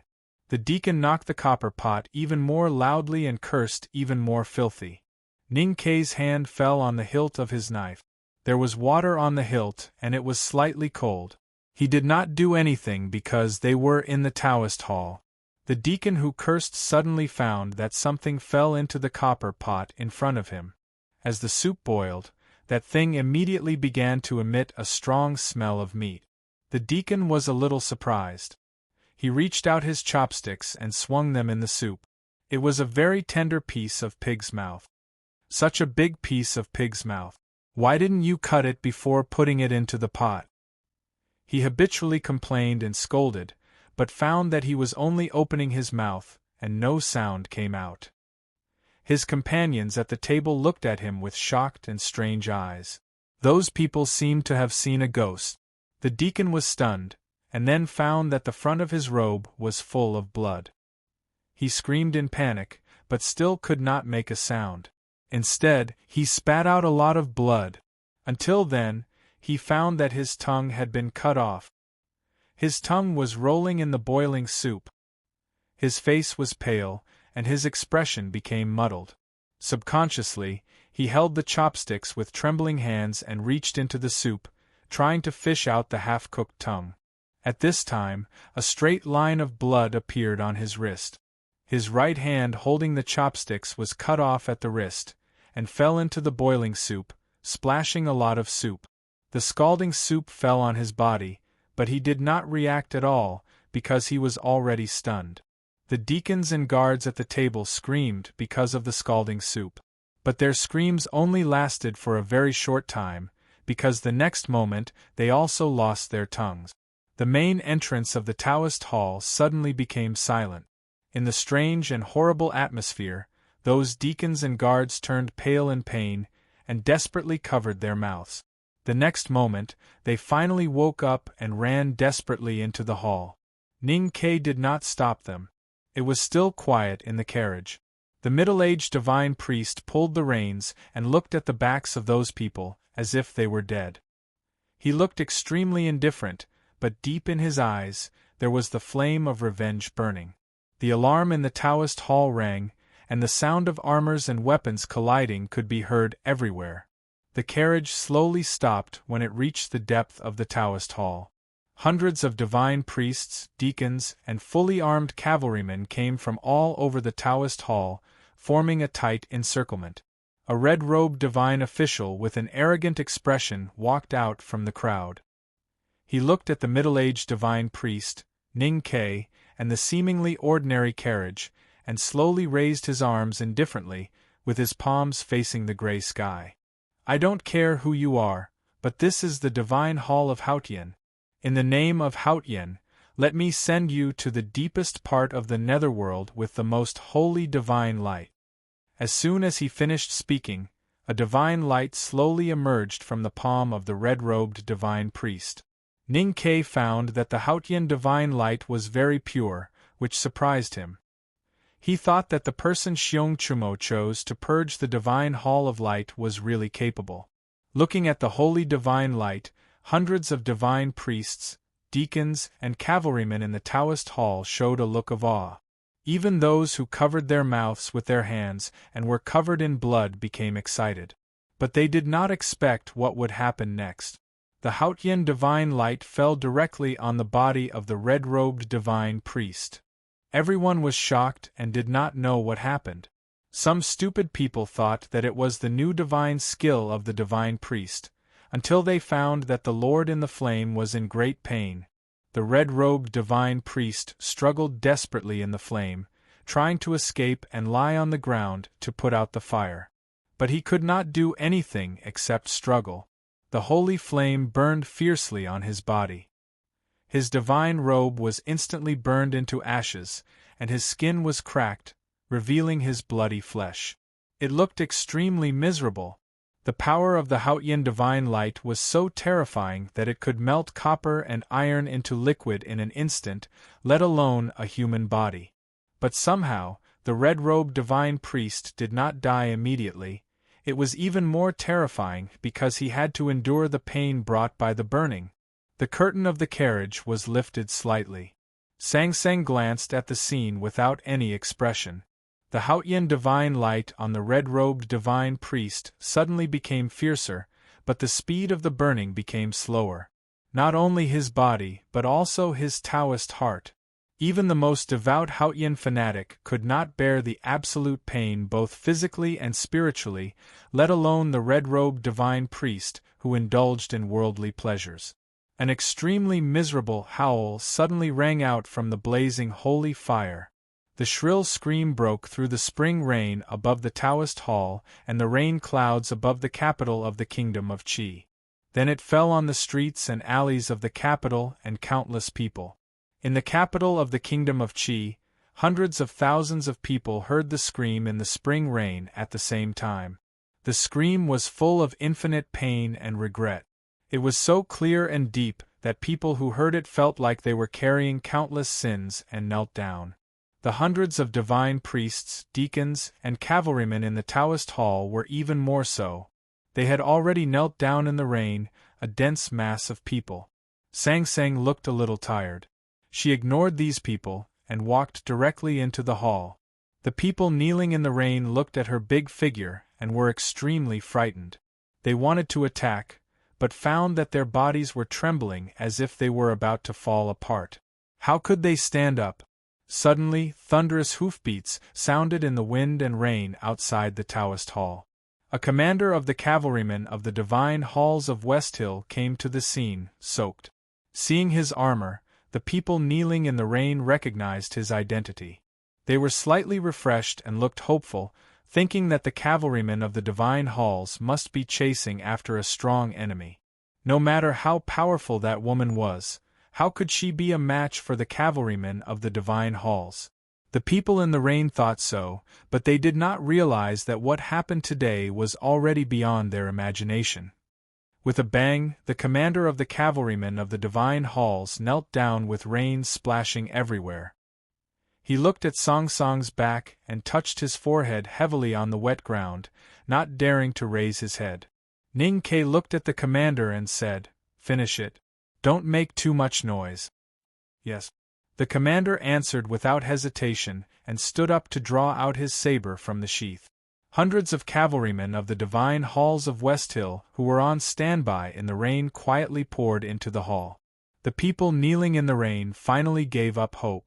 The story that Sang Sang asked Ning Ke to be the monarch and help the second prince of Wu marry a concubine came from the story of Armstrong. Before I started writing, some readers had already guessed what would happen in the end. Of course, I would not forget to play. My pleasure in writing came from playing with you. It suddenly rained in the Qin kingdom. It was colder than the spring rain. Like Sang Sang, I also caught a cold. I will write 1 chapter today and tomorrow, and 3 chapters the day after tomorrow and the day after that. To be continued. If you like this work, please come to Qidian.com to vote for me. Your support is my greatest motivation. Chapter 930. It was very quiet in the Taoist hall. Only Ning Ke's footsteps echoed in the corridor. Walking up the stone stairs to the upper floor of the Taoist temple, he looked at the stone window on the side of the corridor facing the street. Light rain drifted in from outside the temple, gently sprinkling on Song Song's green clothes and expressionless cheeks. Looking at this scene, Ning Ke's emotions were somewhat complicated. After being washed by the spring rain, she seemed to become much lighter and her breath became much clearer, as if she would leave the world at any time. After seeing the broken stone statue of Buddha in the Lank Temple, Sang Sang fell ill. Like a human, she began to feel tired and coughed occasionally. But at the same time, she became less and less like a human. To be left behind by the mortal world or to return to the divine kingdom was a problem that the Academy wanted to solve. Ning Ke knew that it would be a long and dangerous process, just like a tug-of-war. Therefore, he was a little nervous, but he did not take it seriously. He walked to Song Song's side and looked out of the stone window at the capital of the kingdom of Qi in the rain. Neither of them spoke. They stood side by side in silence, as if they wanted to engrave the streets in the spring rain into their eyes. The street was washed clean by the rain. However, after a while, The rainwater on the street was gradually dyed red. Judging from the intensity of the color, it must have been a lot of blood flowing from the Taoist temple. The Taoist temple was still dead silent. The commander of the cavalrymen of the Divine Hall of West Hill and his subordinates executed Ning Kei's request perfectly. They did not make a sound during the massacre. After a while, the main door of the Taoist hall was opened. Ning Kei saw several cavalrymen of the Divine Hall rushing into the spring rain at an extremely fast speed and then galloping away in several directions. These cavalrymen had to rush back to Peach Mountain to report the latest situation to their superiors in the Divine Halls. In addition, they had to inform the cavalrymen of the Divine Halls stationed outside the capital and their leaders. The 2,000 cavalrymen of West Hill Divine Palace followed them all the way. Ning Kei had always been curious about who was in charge. The cavalryman of the Divine Halls of West Hill, who was running toward the street south of the city, suddenly raised the flag in his hand that looked like a blood streamer and shouted loudly, as if he was admonishing the people on the street. Although the spring rain was not violent, it was so far away that the cavalryman's voice became a little muffled. However, Ning Kei's perception was so sharp that he heard the words clearly. "Those who disrespect the light will be punished by the heavens." Ning Kei was very clear that the divine retribution was just an excuse. He and Sang Sang had been together for 20 years, and he had never seen her criticize anyone in person. Not to mention the fact that he had to stab someone with a knife. In human history, it was always the West Hill Divine Palace that condemned and killed the alien species on behalf of Haotian or in the name of Haotian. Haotian didn't even know about those things. Sang Sang was a little tired and went to rest. He stood by the stone window and looked at the capital of Qi Kingdom in the rain. He listened to the faint cries and battle cries in the rain without any expression on his face. In the wind and rain, there were faint cries of killing in the distance. Every once in a while, a team of cavalrymen from the Divine Halls of West Hill would come to the front of the Taoist Hall, untie the cloth bags under their saddles, and pour the contents of the bags onto the stone steps in front of the hall. The bags were filled with human heads. A day and a night passed just like that. There were more and more heads on the stone steps in front of the Taoist temple, and the smell of blood became stronger and stronger. The rain could not dilute it at all. In the counties around the capital of Qi Kingdom, there were 180 divine priests, deacons, and ordinary Taoists who had participated in the previous bloody purge of Haotian Taoism. All of them were beheaded by the cavalrymen from the Divine Halls of West Hill. The skulls on the stone steps were piled up like a small mountain. Some of the skulls had their eyes wide open, while others had expressions of regret and fear. Regardless of whether the owners of these skulls were noble red-robed priests or insignificant characters who were forced into the torrent, their faces were all covered in dirty blood. It was impossible to tell the difference between them. Sang Sang woke up and ate a bowl of porridge and 2 beef and radish buns with Ning Kei's help. Then she walked to the stone window and looked at the heads piled up like a small hill in front of the hall with satisfaction. The morning light was so fresh, and the painting in front of the hall was so bloody. The holy flame ignited on the pile of heads and quickly became fiercer. The rain could not extinguish the fire, but instead made it burn more fiercely. In the raging fire, one could vaguely see the deformed faces of the heads, as if the dead could still feel the pain. Their faces were twisted with anger and fear. An unpleasant burning smell permeated around the Taoist hall. In the spring rain, thousands of people of Qi were watching the scene in front of them. Their expressions were finally not as numb as usual. They looked a little frightened, but more excited to watch the fun. "I am Haotian." Sang Sang looked at the pile of heads in the fire and said expressionlessly, "Humans must obey my will." Ning Kei thought for a while and said, "Or you can change the word to another way." Sang Sang glanced at him and said, "For example?" Ning Kei said, "Although I have no faith, I think there must be an element of love in this." Sang Sang said, "Humans will never love me."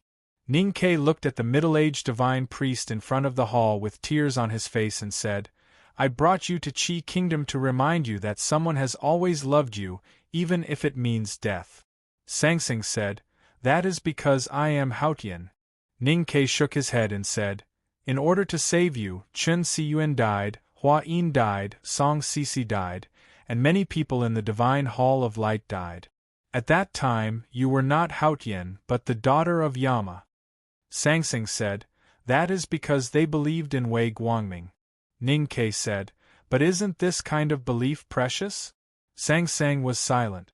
Ning Ke said, You said that Master Qishan saved you to save all living beings, but you are not among them, so he did not really love you. Then what about the people in the Divine Hall of Light? What about your teacher Wei Guangming? They only love you. They loved you when they did not know you were Haotian, and they loved you when they knew you were Haotian. They love you unconditionally, so why can't you give them the same love? Sangsing said, So I should love the world?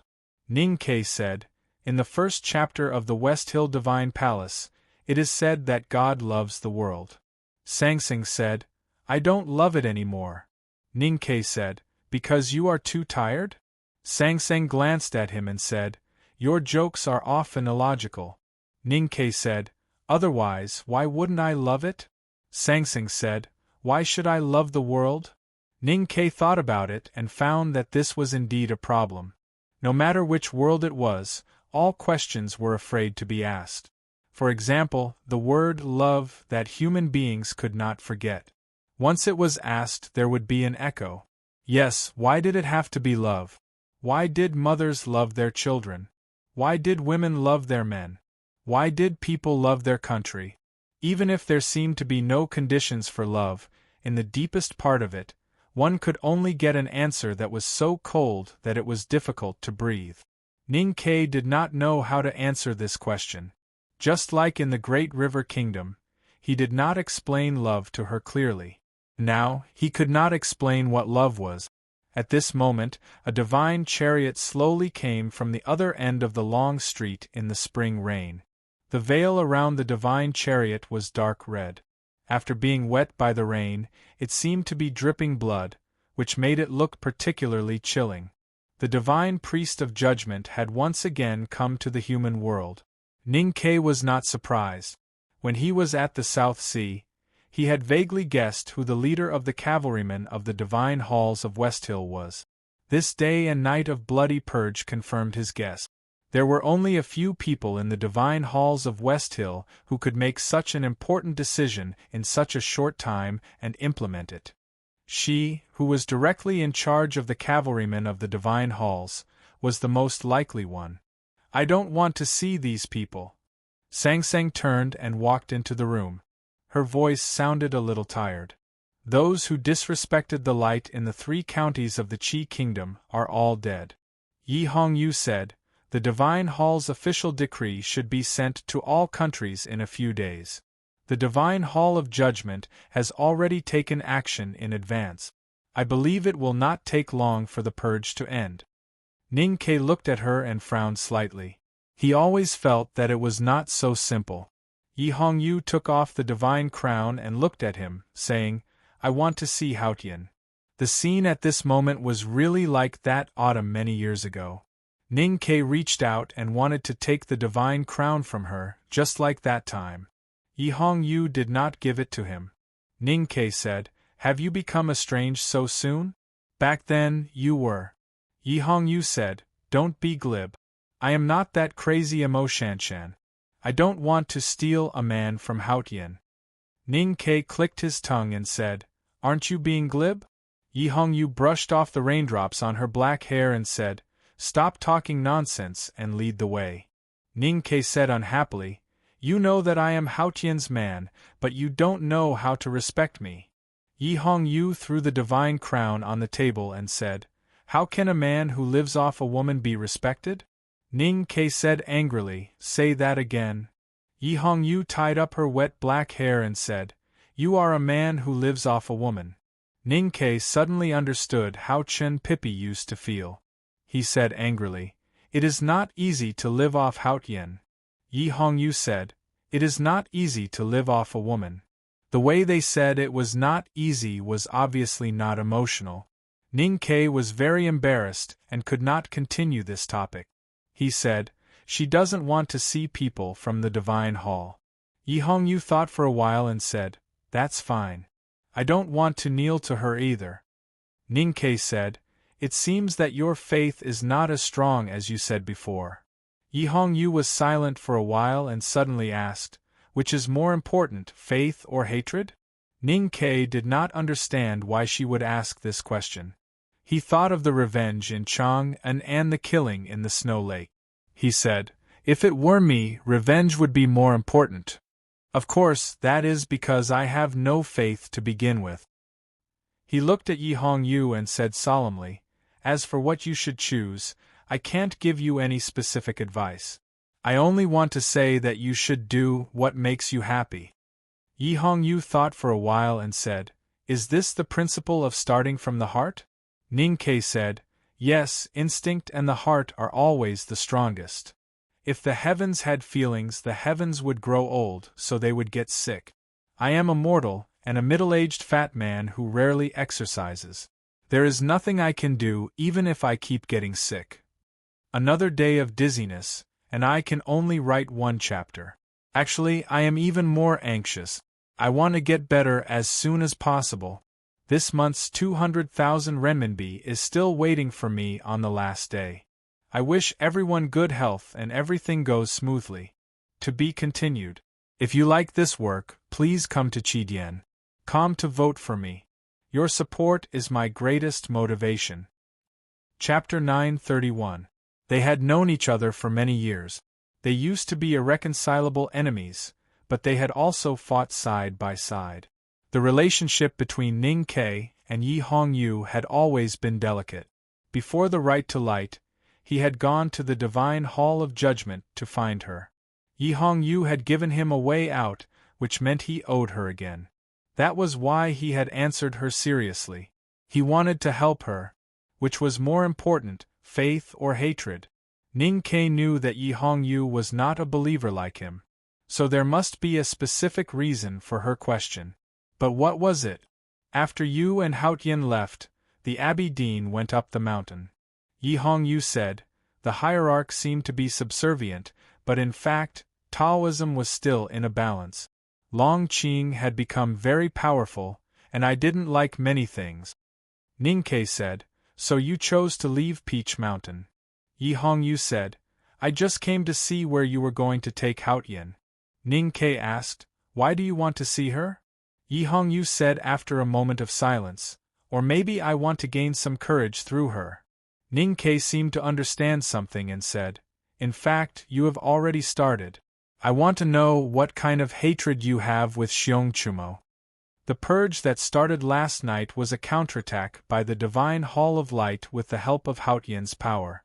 The Divine Hall of Judgment should not have responded so quickly and resolutely. But if one thought about it, the main force that purged the Divine Hall of Light was the hierarch's trusted followers, then one could understand the reason. The purge would definitely shake the hierarch's foundation." Yi Hongyu did not answer his question, but said, "I am just carrying out Haotian's will." Ning Ke said, "You are forcing Haotian to give orders to Taoism." Yi Hongyu looked at him and said sarcastically, "Isn't that what you have been trying to do?"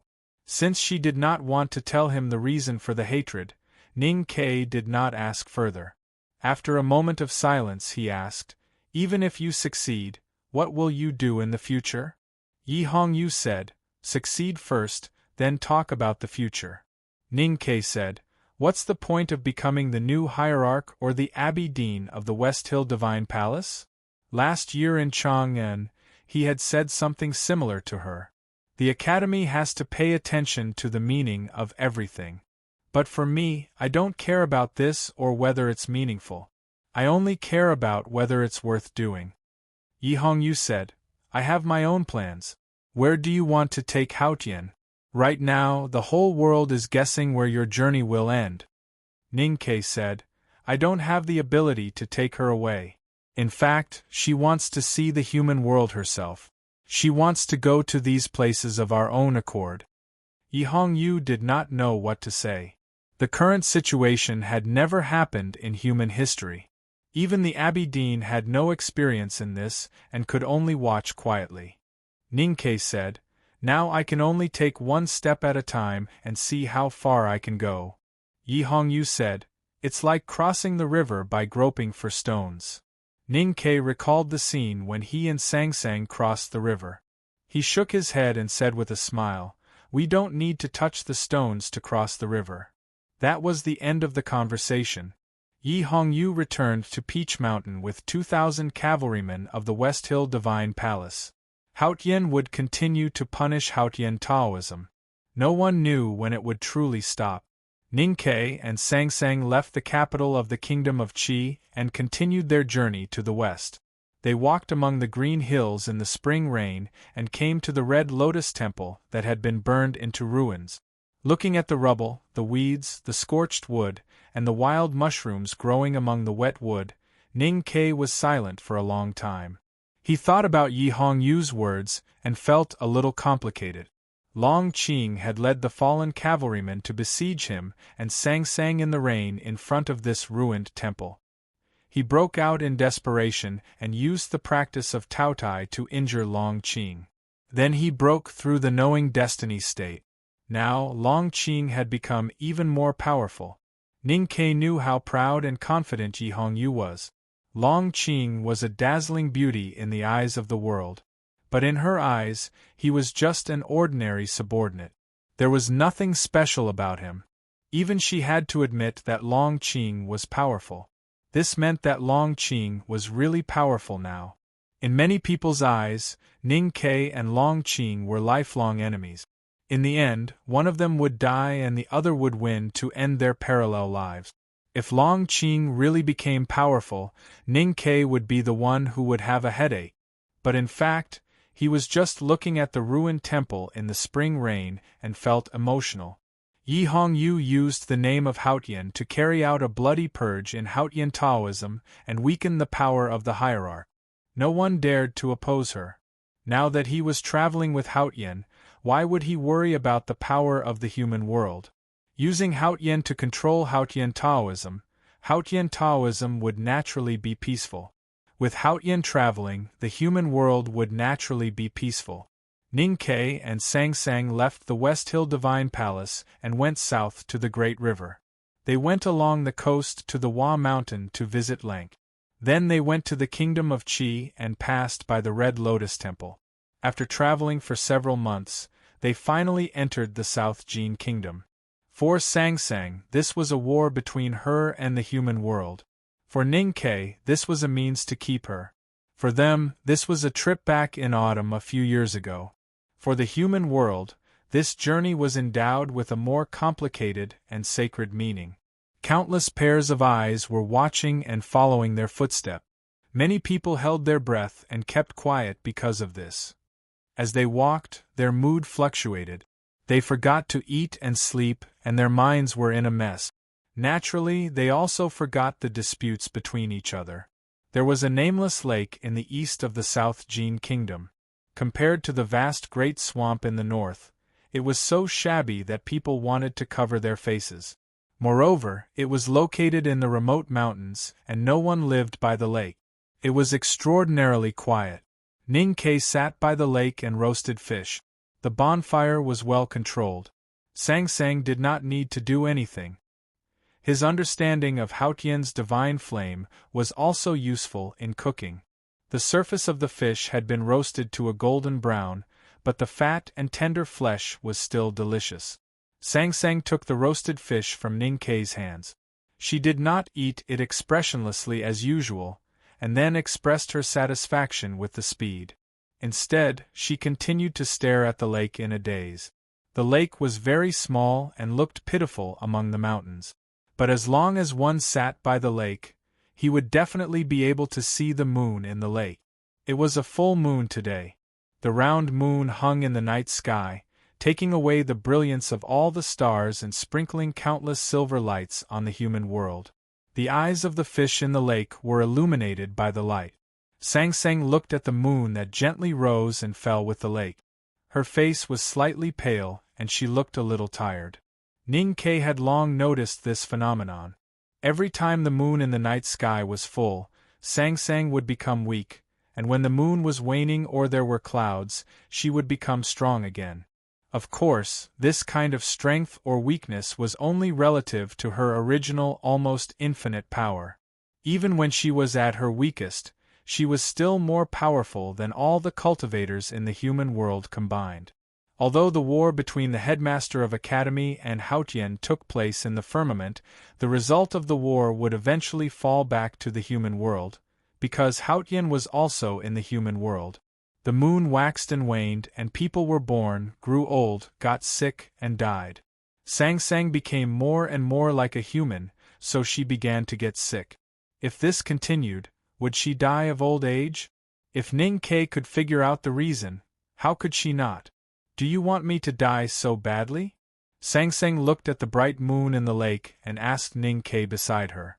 On the balcony of the Divine Hall of Light, she had asked this question in her heart when she saw Ning Ke falling into the abyss at all costs.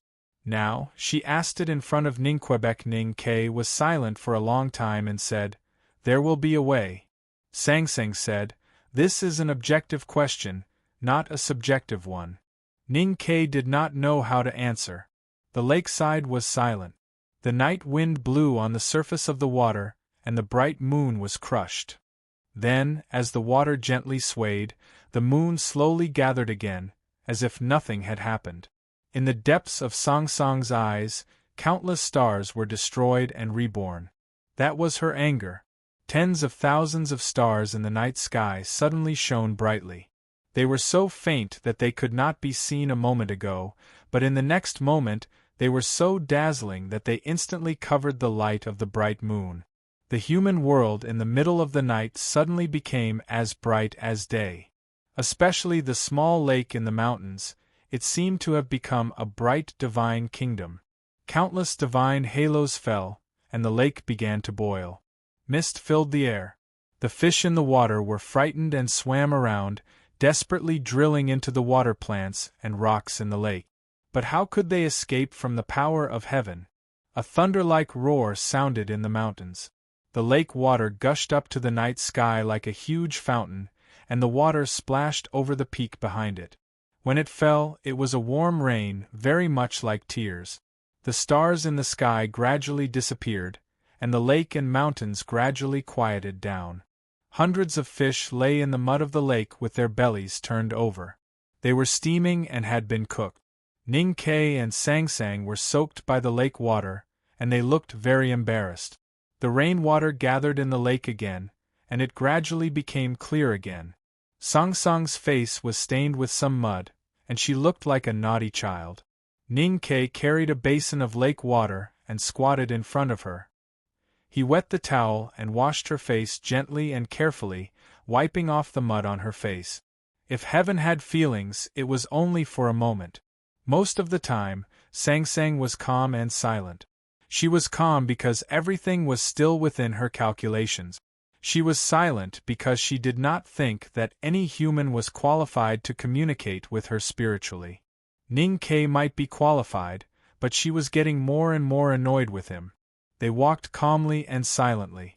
They left the wild lake in the mountains and came to the fields with crisscrossed paths. The carriage had already collapsed, and only the big black horse followed them silently. Along the official road, Ning Ke and Sang Sang walked into Linkhong, the capital of the South Jin Kingdom. Ning Ke was not unfamiliar with this city. He came to the eastern part of the city and walked into the depths of the slums. The streets were still narrow, and the smell was still unpleasant. The temporary buildings built by the families were still so fragile, and the curtains outside the toilets were still so short that one could see the head. But finally there were changes. There was less sewage in the streets, and it became relatively dry. Naturally, the mosquitoes and flies were not as rampant as before. Most importantly, the people walking in it seemed to be more lively. Ning Ke was a little surprised that so many changes had happened in less than a year. He admired the man who preached in the shabby alley even more. Hundreds of people gathered in front of the shabby house, listening to the preaching. The preaching man wore a thin old shirt, and his hair was combed into a bun. There was an old chopstick in the bun, and he looked calm and composed. The content of his preaching was from the West Hill Scriptures, but the way he explained was very different. Sang Sang looked at that place and suddenly said, "These people should all be burned to death." There is another chapter today. To be continued. If you like this work, please come to Chidien.com to vote for me. Your support is my greatest motivation. Chapter 932. Compared with the last time Ning Ke saw Yi Su in Linkhong, Yi Su looked thinner and paler. But he looked calmer, without any trace of arrogance. There were hundreds of people listening to his sermon, filling up the entire alley. However, no one made a sound, and the place was unimaginably quiet. His voice kept ringing in the quiet alley in front of the dilapidated house, mixed with a few painful coughs. The content of his preaching was mainly the West Hill Scripture, which was quite different from that of ordinary priests. Ning Ke's eyes fell on the people who were listening to the preaching. Although the clothes of these believers were simple, and many of them had patches on their clothes, they were all very clean. The dozens of people in the southeast were obviously much wealthier in their clothes, but they were also sitting quietly on the white futons like their companions. Through observation, he found that Yi Su's preaching was much smoother than expected, which made him even more worried. Because Sang Sang said that these people should be burned to death. He knew that she would do it. Soon after Yi Su started preaching in Linkhong, Ning Ke came here. He knew that this was Yi Su's self-redemption, and he wanted to lead the world to realize self-redemption. Haotian Taoism required believers to turn their desires into offerings based on their faith in Haotian, and to place their hopes on the divine kingdom. Yi Su's redemption was to seek help from themselves. For Haotian Taoism, this change seems small, but in fact it was a shocking revolution, because this revolution started from the bottom. It replaced the yearning for the divine kingdom with the love of the world, and asked the believers to save themselves. If all this could be successful, then what position would Haotian Taoism be in? Haotian is watching you. Yi Su stood in front of the dilapidated house and looked at the believers. He said calmly, "No matter what you do, no matter what you think, you are under Haotian's watch. So you have to reflect on your behavior all the time, from morning to dusk, from waking up to sleeping. You can go against Haotian's doctrine, but have you done good? Have you restrained evil?" Ning Ke couldn't help but look at Sang Sang beside him. Sang Sang was looking at Yi Su. Haotian was looking at him. She didn't say anything, but just listened to his preaching without any expression. Actually, what he said is not completely unreasonable. Ning Ke said, "Eliminating the intermediate link of the West Hill Divine Palace, and the believers will directly dedicate their love to you. From the perspective of logistics, it can improve efficiency and save costs." Sang Sang said, "The divine kingdom belongs to the divine kingdom, and the secular world belongs to the secular world. So, is the Haotian they believe in me or each of them?" Ning Ke could not answer this question. Yi Su's preaching was to fundamentally overthrow the doctrine of Haotian Taoism and to separate the specific meaning of the faith into self-awareness. From this point of view, the faith of these believers was not the faith that Haotian needed, because it was very likely that Haotian could no longer absorb their power of faith. While the two of them were talking, today's teachings had already ended. Hundreds of believers left in an orderly manner, leaving a group of children to tidy up the venue and prepare for the afternoon craft class. Yi Su covered his mouth with his hand and coughed twice. When he was about to take down the blackboard hanging in front of the window, he suddenly saw Ning Ke and Sang Sang outside the crowd. His body stiffened involuntarily. The door of the shabby house was pushed open. Ning Ke and Sang Sang walked in and were surprised to see Chen Pippi lying on the bed and Tang Xiaotang cooking by the stove in the corner. Chen Pippi opened his eyes and looked at Ning Ke with a smile. However, his smile froze on his face before he could wave his hand. The spatula in Tang Xiaotang's hand also froze in the air. They had never seen Sang Sang at this time. But since they saw Ning Ke, they naturally knew who the woman beside him was. Yi Su had already lifted the front of his robe and obediently knelt in front of Sang Sang.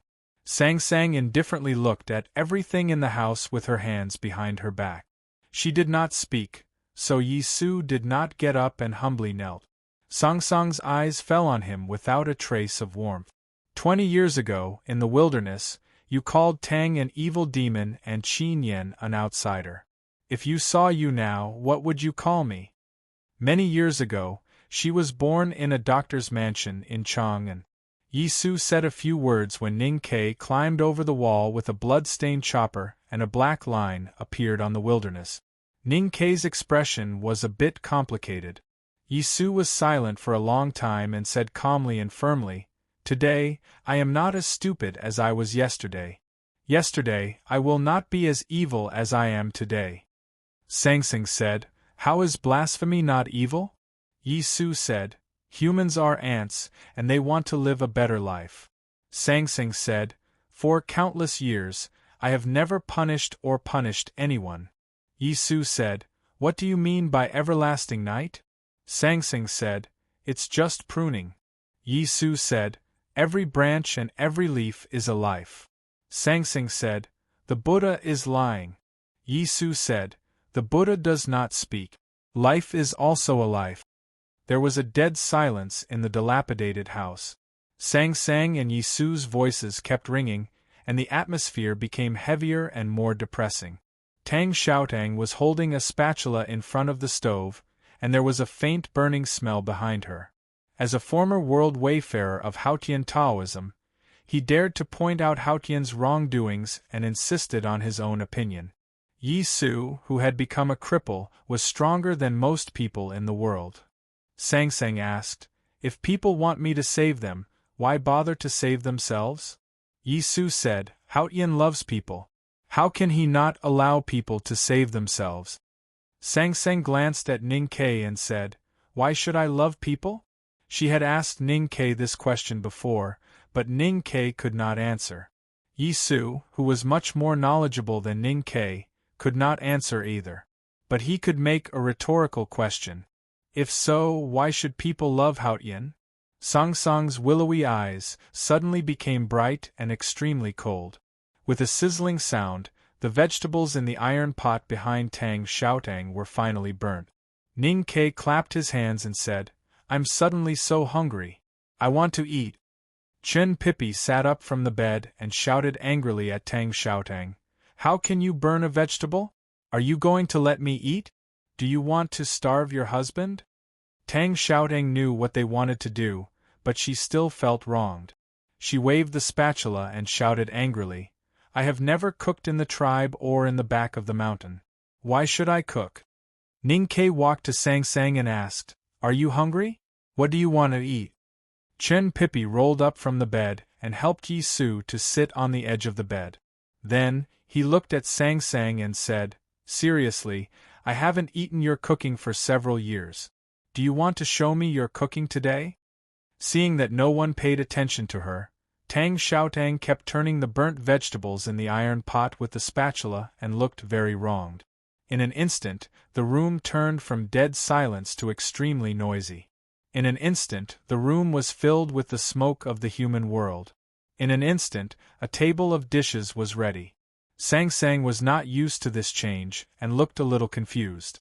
Before she could figure it out, she was led to the table by Ning Ke and sat down. Tang Xiaotang put a bowl of white rice in her hand. Ning Ke and Chen Pippi looked at each other and saw the lingering fear in each other's eyes. They wiped the cold sweat on their foreheads. Only these two brothers could react so quickly and dare to fool Haotian like this. Sitting at the table, Ning Ke said to Yi Su, "Let me formally introduce you to my wife, Sang Sang." Yi Su also did not come to his senses. He nodded subconsciously and said to Sang Sang, "Just some home-cooked dishes. Feel free to eat. Just treat it as your own home." After saying this, he felt that it was a little strange. Sang Sang did not say anything and quietly looked at the white rice in her hand and the green vegetables on it. The people sitting at the table were worried that she would suddenly wake up. Chen Pippi desperately winked and tried to get Tang Xiaotang to say something. Tang Xiaotang widened her eyes and thought that she was not good at talking. Shouldn't Chen Pippi and Ning Ke be the ones to do this? Chen Pippi kept coughing and thought, aren't you her best friend? Tang Xiaotang looked at the men sitting at the table like clay statues and suddenly felt that something was missing. She asked, where is the big black horse? I heard that he also left Peach Mountain. I thought he would follow you. Any topic, as long as someone started it, Ning Ke had the ability to drag it away. He pretended to be surprised and asked, how do you know what happened in the divine halls of West Hill? Chen Pippi interrupted at the right time. We left West Hill with the disciples of the sword Garrett and now live in Linкong City. Lu Yiqing will naturally inform us about what happened in the cultivation world.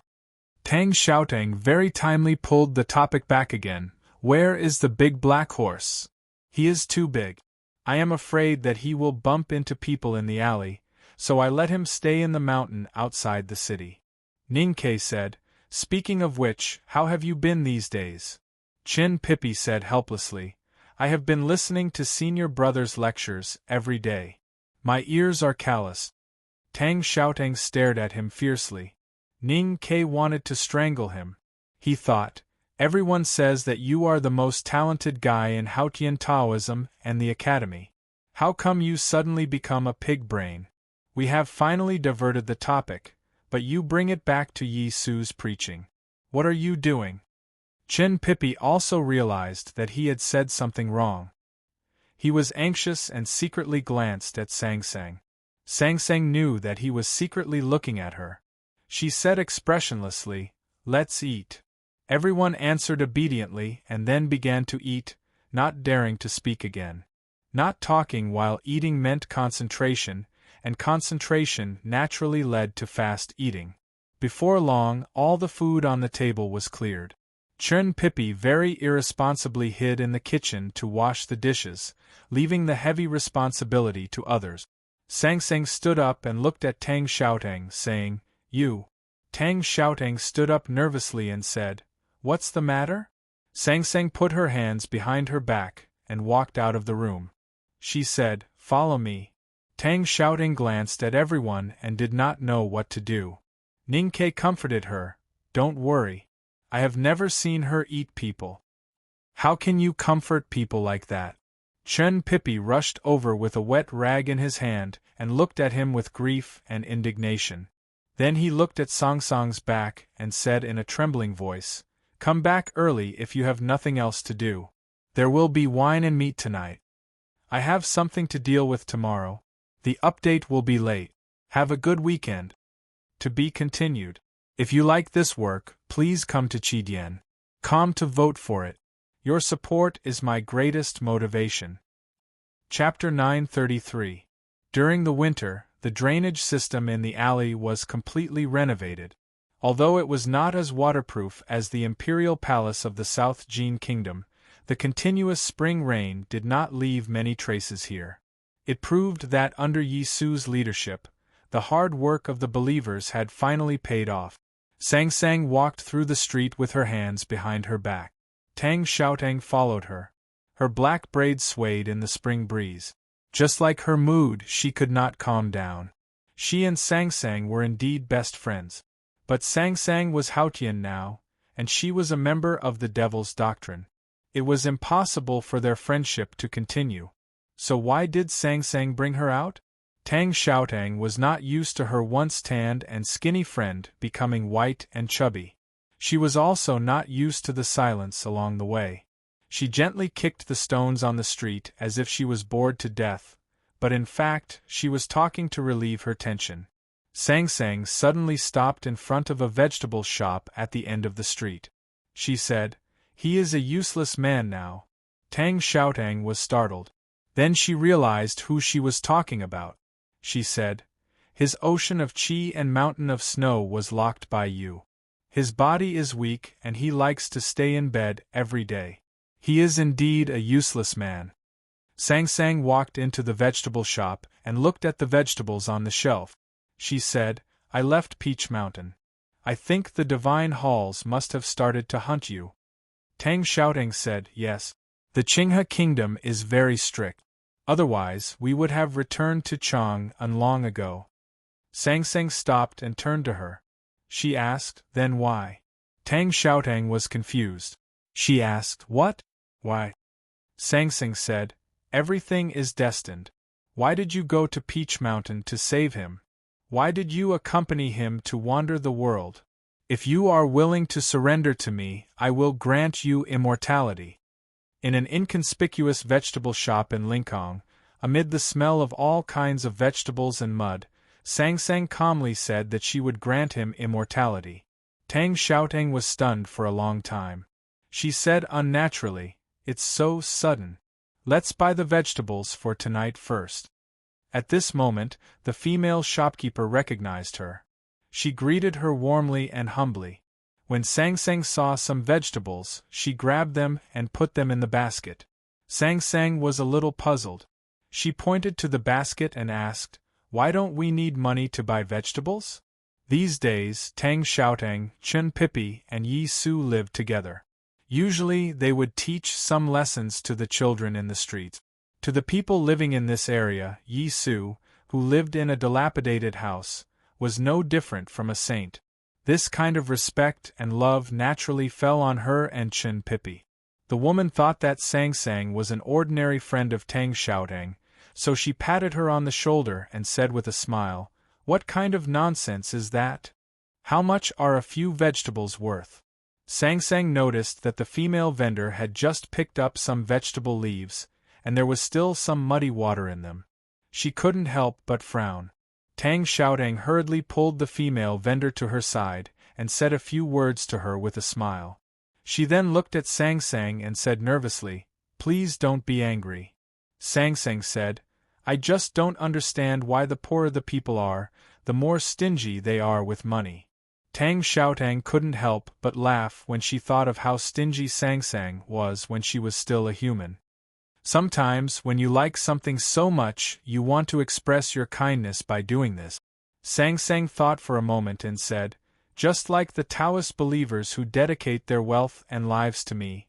Tang Xiaotang said, almost, but still a little bit different. Sang Sang asked, what's the difference? Tang Xiaotang thought for a moment and said, like in awe. Sang Sang suddenly felt a little unhappy. Then she suddenly found that she actually began to care about being liked by others, so she became even more unhappy. The basket was filled with vegetables. Tang Xiaotang wanted to pay, but the female vendor firmly refused. Walking out of the vegetable shop, Sang Sang said, you haven't answered my previous question. Why? Tang Xiaotang stretched out her empty hand and held her hand. She looked at her and said sympathetically, you have been to so many places with Ning Quebec, haven't you figured it out yet? Sang Sang said, it's different. If he dies, I will die too, so I have to follow him. Tang Xiaotang said with a smile, in fact, it's the same. If he dies, I don't want to live either. Sang Sang thought for a moment and said, human beings are really stupid. Tang Xiaotang said, in fact, sometimes it's quite happy to be stupid. Sang Sang looked at her hand and said, I am very unhappy that you sympathize with me. I am also unhappy that you touched my body. So I don't understand why I should be happy about being stupid. Tang Xiaotang said with a smile, it's not a good thing for the Academy or the Enlightenment doctrine that you are alive. But I am very happy to see that you are still alive.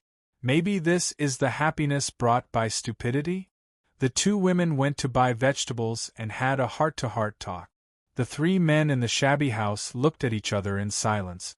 It was good to know that they were all alive. As for how they survived, it really didn't matter. Chen Pipi looked at Ning Ke and asked worriedly, is she willing to go back to Chang'an with you? Ning Ke shook his head and said, she didn't say, but she is getting closer and closer to Chang'an. Chen Pipi said, does she know what the Academy wants to do? Ning Ke said, the headmaster said that Haotian knows everything. Chen Pipi was silent for a moment and said, if so, you have no chance of winning. Ning Ke looked at the blue sky and white clouds outside the window and said, "The headmaster also said that there are many things in this world that you will do even if you know it's impossible to do." Chin Pippi said, "Youngest uncle is such a person, and so is the headmaster. You and I may grow into such people in the future, but it won't affect her, because she is not a human at all." Ning Ke said, "I hope she can make her own choice." Chin Pippi said, "No one will make a choice that will destroy themselves." Ning Ke laughed and said, "You just said that she is not a human." Chin Pippi said, "Even so, what will you do?" Ning Ke's emotions became a bit complicated. He said, "I hope I can find a way by then. The original method seems to be not feasible now." Chin Pippi said, "Can't we fix the God-stunning array without her?" Ning Ke said, "Whoever started the trouble should untie it. She destroyed the God-stunning array with her footsteps and aura when she lived in Chang'an for years. Now we need her to do it again." Chin Pippi looked at him quietly and said, "I only hope you won't regret it by then. If you want to regret, it's better to do it now. When it comes to it, you can't avoid it no matter what." Ning Ke said, "I left Chang'an and went to Peach Mountain to pick her up because I was mentally prepared. If I really need to make a choice on that day, it's actually very simple." Chin Pippi heard the hidden determination in his words and sighed without saying anything. Yisu did not say anything. He looked at the streets and the sky outside the window quietly with a clear smile on his thin face. His pale face was washed by the light and looked extremely gentle. He suddenly said, "Competing with heaven is only calculating oneself." Ning Ke looked at him and asked sincerely, "So we don't need to do anything?" Yisu turned around and said with a smile, "Doing your own thing well is more important than anything else. As the saying goes, Haotian belongs to Haotian, and the human world belongs to the human world. What does it matter? Haotian belongs to Haotian, and the human world belongs to the human world." That was his Taoism. Ning Ke seemed to understand and asked again, "The West Hill Divine Palace will definitely not allow you to continue preaching. Even the sword Garrett can't protect you all the time. What are you going to do next?" Yisu said, "Linкong City is getting better. I'm going to leave." It was the first time Chin Pippi knew that his senior brother was going to leave Linкong. He was very surprised. "Are you going to Chang'an?" Ning Ke was also surprised. He thought that since the West Hill Divine Palace would not allow Yisu to continue preaching, only the Tang Empire could provide him with a place to preach after he left the South Jin Kingdom. As I said, the Tang Empire is too good and the human world is too bad. Yisu said calmly, "Since I want to experience the suffering of the human world and save it, I naturally have to go to those places where there is real suffering and get to know the people who are suffering." The sunlight passed through the window and fell on him. His thin clothes seemed to be shining. The chopsticks in his bun seemed to be more beautiful than the most expensive ebony. Ning Ke suddenly said, "Do you still remember the first time we met?" Yisu shook his head. Years ago at the foot of Tianqi Mountain in the wilderness, he and Ning Ke met for the first time. At that time, he was still a proud Taoist wayfarer. He was the eldest brother and had no impression of Ning Ke at all. "I was very impressed by you." Ning Ke looked at him and said, "I have never seen a person so lonely." It seemed that his feet were not standing on the ground of the human world, but in another world. He was obviously alive, but it seemed that he had been dead for many years. This is not accurate. I should say that you seemed to be alive and dead in my eyes at that time. I felt sorry for you. Yisu laughed and said, "I should be more pitiful now." Ning Ke shook his head and said, "No. Although you are not as powerful as you used to be, and you are pale and weak, almost disabled, you are not pitiful at all, because you will become a sage." Yisu said, "A sage only appears in 1,000 years. You have gone too far." Ning Ke said, "If you can make everyone a sage, you will naturally be a sage." At this moment, the door of the shabby house was pushed open. Tang Xiaotang carried a vegetable basket and said happily, Look at how many vegetables Sang Sang and I have brought back. Don't eat leftovers. The dinner was very simple, mainly with green vegetables, because there were indeed a lot of green vegetables. In order not to let Hao Yin feel cheated, Chun Pippi went to the butcher's shop to cut a piece of streaky pork and made a bowl of cabbage and meat slices. Then he went next door and took 2 barrels of light wine. Meat and wine were the best to liven things up. Soon, the atmosphere in the shabby house became lively. Ning Kei was not a good drinker and was already drunk. With the help of the wine, he pulled paper and ground ink, and wrote half of the epigraph of the shack. Mountains are not famous because there are immortals. Waters are not deep because there are dragons. This is a shabby house, but only my virtue is fragrant. Sang Sang put her hands behind her back and looked at the calligraphy quietly. She suddenly asked, "Who am I?" Ning Kei said angrily, "Why do you ask me such a philosophical question?" Sang Sang pointed at the word "I" on the paper. Ning Kei finally understood. He pointed at Yi Su and was about to speak, but suddenly realized that since she asked this question, she must have some expectations. So he changed the topic and said, "I am not talking about me." "Then who are you?"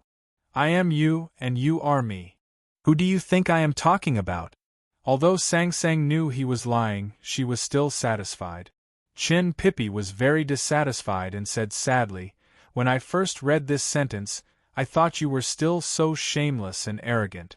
After listening to your explanation, I found that you have become so depraved." Ning Kei was furious and said, "I don't have guts. So what?" They said goodbye. Sang Sang naturally could not stand such vulgarity, so she stood in the distance with her hands behind her back.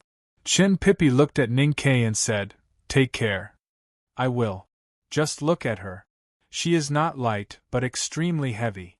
Ning Kei replied with a smile and walked to Sang Sang. Sang Sang suddenly turned around and looked at Yi Su, saying, "You will be burned to death." At this time, the twilight was thick, and the afterglow was like blood and fire. Yi Su stood in the twilight, as if in fire. I ran back happily and finally made it before midnight. It's so good. See you tomorrow. To be continued. If you like this work, please come to Chidian.com to vote for me. Your support is my greatest motivation. You're tuning in to the Phoenix Knights YouTube channel. Don't forget to subscribe and join us on this journey to catch the most captivating stories.